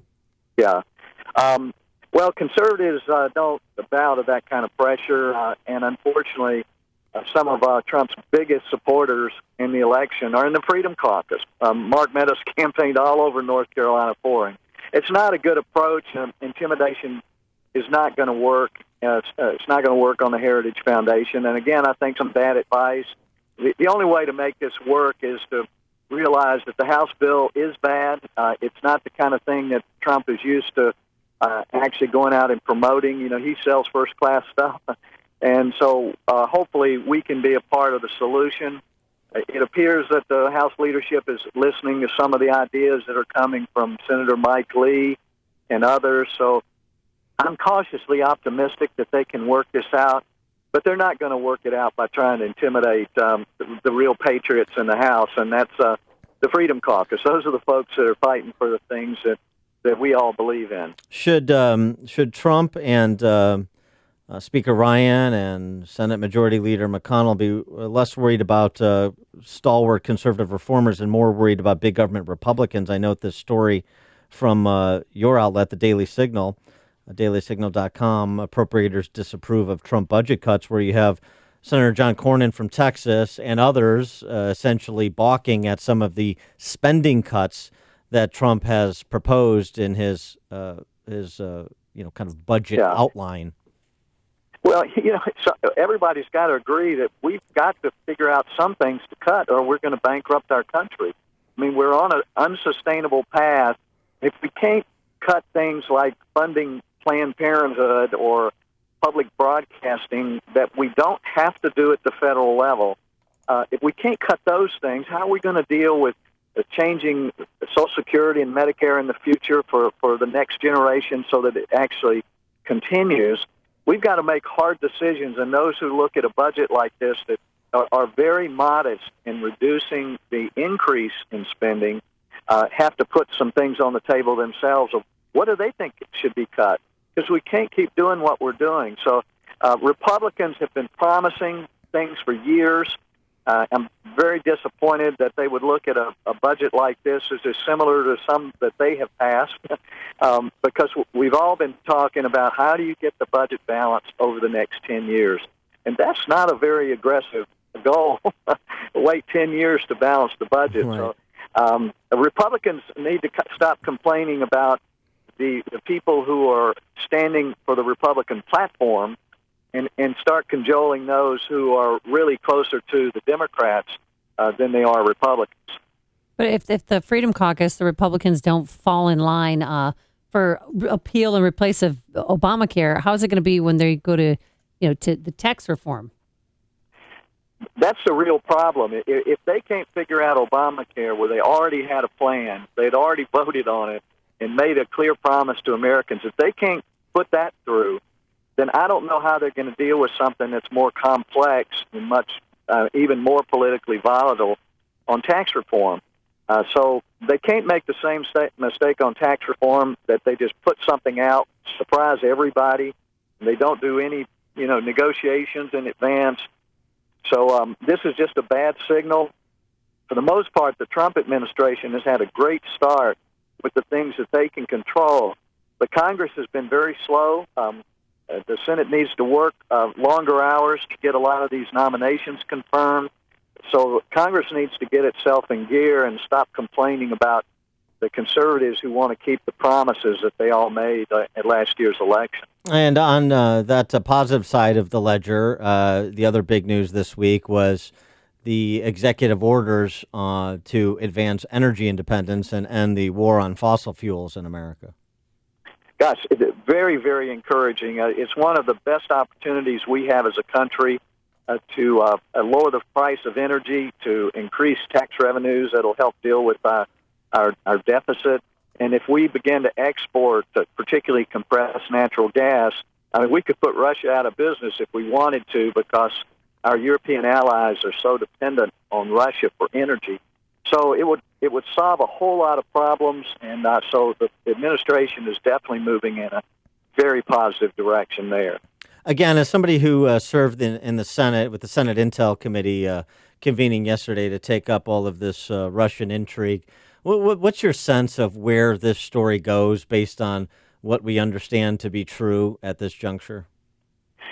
Well, the main concern I have about Russia is really the contacts that Hillary Clinton had in the State Department and a lot of documented quid pro quo that seem to be going on. But for the most of the part, this is just a distraction and a diversion. I know they said that Jeff Sessions had secret meetings with the Russians. One of those was with 50 other ambassadors at a heritage function. Right. At the Republican. I mean, it was like 5 people who asking questions on the way out the door, and one of them happened to be the Russian ambassador. So most of this is just, stupid stuff. But they have to look into it now that they've made an issue of it. But they need to get past this, and I would think credible news outlets need to focus on the things that are real right now. He is Heritage Foundation president and former United States Senator from South Carolina, Jim DeMint.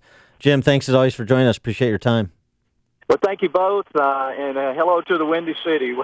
We'll see you soon. Thanks very much. And you can also check out, I did a sit-down interview against the current series on upstream-ideas.com late last year with Jim DeMint, and a lot of his musings and insights are more relevant today than even they were back before Trump was inaugurated. So you want to check that out. Upstream-ideas.com or against this current interview series. And Senator Jim DeMint joined us on our turnkey.pro answer line. Before you see it on TV, share it on Facebook, or read about it in the paper, hear it here first. This is Chicago's Morning Answer on AM 560. The Answer. Just a great day. It's windy out there, too. Wind gusts of up to 25 miles per hour.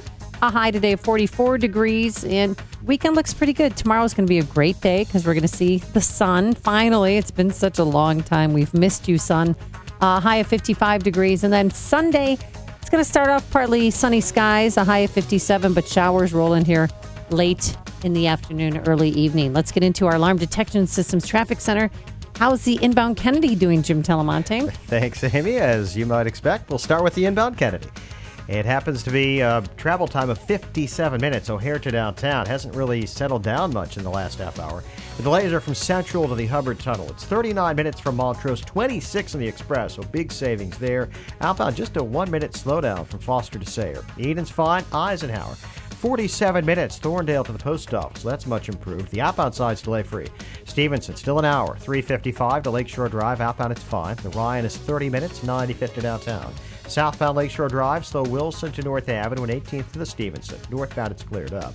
You see delays on 8094 westbound from Torrance Avenue up to Chicago Road on the northbound side of the Tri-State. That's due to some street sweepers in that area. I'm Jim Talamonte in the Alarm Detection Systems Traffic Center. Every 30 seconds, a RE/MAX agent helps someone find their perfect place. Hi, my name is Gary Hall of RE/MAX Central, and I am one of those agents. I am a member of the RE/MAX 100% Club, and I want to make RE/MAX Central work for you. As a 24/7 realtor, I invest in you, and I believe in the Get by Giving philosophy. I'm also a longtime listener and a supporter of AM 560. If you buy a home through me, I will pay for your new home inspection. If I can list your home, I will cover the cost of a staging consultation with a nationally recognized stager, and I will pay for professional photography. Each year, RE/MAX agents help hundreds of thousands of families buy or sell a home. Let me help you here at RE/MAX Central. Call me, Gary Hall, at 847-651-1993. That's 847-651-1993. Each RE/MAX office is independently owned and operated. Signature Bank is Chicago's fastest growing independently owned business bank. It's a bank where relationships still matter. Signature Bank knows your name and your story. I'm Dan Proft, and I know this because Signature Bank is my business bank. Hi, I'm Dave Geiselhart, president and owner of Home Trust Mortgage and customer of Signature Bank. When the large banks turned away from the mortgage lending industry during the financial crisis, I turned to locally owned Signature Bank. Signature Bank stepped in and helped me expand our business at a time when the larger banks wouldn't. Today, I'm proud to say Home Trust Mortgage has been able to expand our business in Illinois and the Great Lakes region. We couldn't have done that without the help of Signature Bank. Signature Bank truly helps Chicago businesses like mine grow and thrive. That's why we also became personal customers and shareholders of Signature Bank, Chicago's business bank. Signature Bank is looking for their next success story. Learn more about turning your business vision into reality. Visit signature-bank.com. Signature Bank, helping local businesses succeed. Member FDIC, Equal Housing Lender. Introducing the perfect getaway, nestled in the prairie, a place you can go to unload the stress of the day and recharge your inner peace. A place that fills your senses with fresh air and the sweet sounds of your Second Amendment rights being exercised. It's where you go to clear your head. Set your sights for the range at 355. Shoot in a brand new state-of-the-art facility with 2 ranges, one programmable for distance and the other for turning and tactical drills, featuring Mancom Touch Plus and Mancom Touch and Go systems. Trust us, it's cool. The range at 355, situated on a private parcel of wetlands at the crossroads of I-55 and 355, right off Boughton Road. A shooting oasis with a full array of firearms, ammunition, accessories, and classes with professional guidance and courteous instruction. Take a vacation from the mundane. The range at 355, founded by patriots like you. For range hours and info, visit range355.com. Hi, I'm Todd Pals, owner of Homewood Bat Company, a top-quality baseball bat made right here in the Chicagoland area. Homewood Bat Company is all about using the best in materials and craftsmanship to create a truly remarkable baseball bat. I've been a client of Precision Payroll for a number of years, and when I started the Homewood Bat Company, I wanted them on my team. From working with me when I had 1,200 employees at another company, and now with less than 50, their service has been exceptional and their value is unrivaled. You want more runs in the game? Give Homewood Bat Company a look. You need a home run for your business? Precision Payroll should be the next call you make. Thank you, Todd. It is so cool to see you make Americana. Precision Payroll would like to go to bat for you. Call me at 630-242-1507. That's 630-242-1507. Or on the web at precisionpayroll.com. This is Dan Proft with 60 Seconds of Sanity, sponsored by Upstream-Ideas.com. Despite what some conservatives claim, journalism is not only not dead, it's better than ever. The charge of fake news, whether from the left or the right, is the verbal equivalent of a white flag on the battlefield of ideas. The person leveling that charge is almost invariably saying that they cannot defend their underlying position on the merits, and thus are using this dismissive phrase to cover their retreat. In fact, news is more authentic than ever. But what about the open hostility and manifest bias of the D.C. press corps? Would you rather the hostility and bias that has pervaded the D.C. press corps for generations preceding Trump, continue to be covered by a patina of false congeniality and ersatz objectivity. In a recent article in the New Republic, allegedly the Thinking Liberals outlet, Leah Finnegan calls on the media to be the true opposition party to POTUS. Schumer and Pelosi just aren't hardcore enough. To that, conservatives should say, thank you, Miss Finnegan. Conservatives have long understood the Beltway media to be the opposition party. The fact the New Republic and other leftist outlets are stripping away their pretense of neutrality is conceding conservatives' point. That's called victory, and there's nothing fake about it. Fruits and vegetables are one of the very best, if not the best way to help protect your body from many of the lifestyle diseases plaguing our nation. Eating over 10 servings of fruits and vegetables daily will help build your immune system to over 720% and is the single most important thing you can do for your health, along with diet and exercise. Why are fruits and vegetables such a powerful health consideration? Because they contain tens of thousands of phytonutrients prepared especially by Mother Nature to nourish our body on a cellular level. Dr. Howard successfully formulated and perfected a mix of 31 different fruits and vegetables and scientifically removed the water and air through a proprietary cold vacuum system, reducing them into a super powder which maintains 99.9% of its nutrient value, then packaging them into vegetarian capsules ready for consumption. Here's Dr. Howard. What does good nutrition not benefit? Can you name anything that good nutrition will not help? It's not a cure-all. The scope of what it can help is so wide because our bodies are really fabulous, amazing chemical laboratories. Everything that functions in your system is a chemical response. Keeping that chemistry in balance and keeping the cells communicating with each other the very best possible way is absolutely the best way to reduce your risk of disease and also help your body help itself even fighting most of these diseases. Balance of Nature is celebrating its 20th anniversary by providing you the best offer they've ever given. 2 free months of fruits and veggies and free shipping. Call now for details. Call 1-800-2468-751. That's 1-800-2468-751.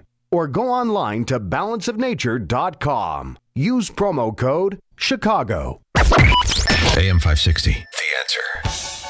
Hey, one of the coolest gadgets out right now is the Amazon Echo, also known as Alexa. Hey, Alexa. So it's like your own personal assistant right there to answer all of your questions. Enter for your chance to win an Amazon Echo Dot by downloading or visiting the AM 560 mobile app. Just click on the banner to register. It only takes a few seconds, and good luck. Thanks so much for making us part of your day. Are you ready for this, Dan? Thanks to our new technical director, Justin Kolsick. Did I get it right? Yeah, okay. Kolsick. Sort of. Kosek. Oh, God. You added an L. Yeah, I did. I was thinking of David. No L. Okay. All right, fine. The L's silent. And Keith Conrad, our executive producer. Go Gonzaga. Yes, go Gonzaga, University of North Carolina. Final Four is this weekend. We'll see you back here Monday morning at 5 a.m. Have a safe, happy, and healthy weekend. Now let's go into the newsroom. And our thanks to Dave Stewart, who's been filling in part of this week for Mike Scott. You're welcome, Amy. Have a good weekend for you and Dan. Among the stories we're watching in the newsroom, 7 people killed in 3 separate shooting incidents yesterday in the South Shore neighborhood. Police are investigating. Mike Gallagher coming up in just a bit, but right now an update on national and international news from Fox. You're listening to WIND Chicago, where it's 37 degrees at 9 o'clock.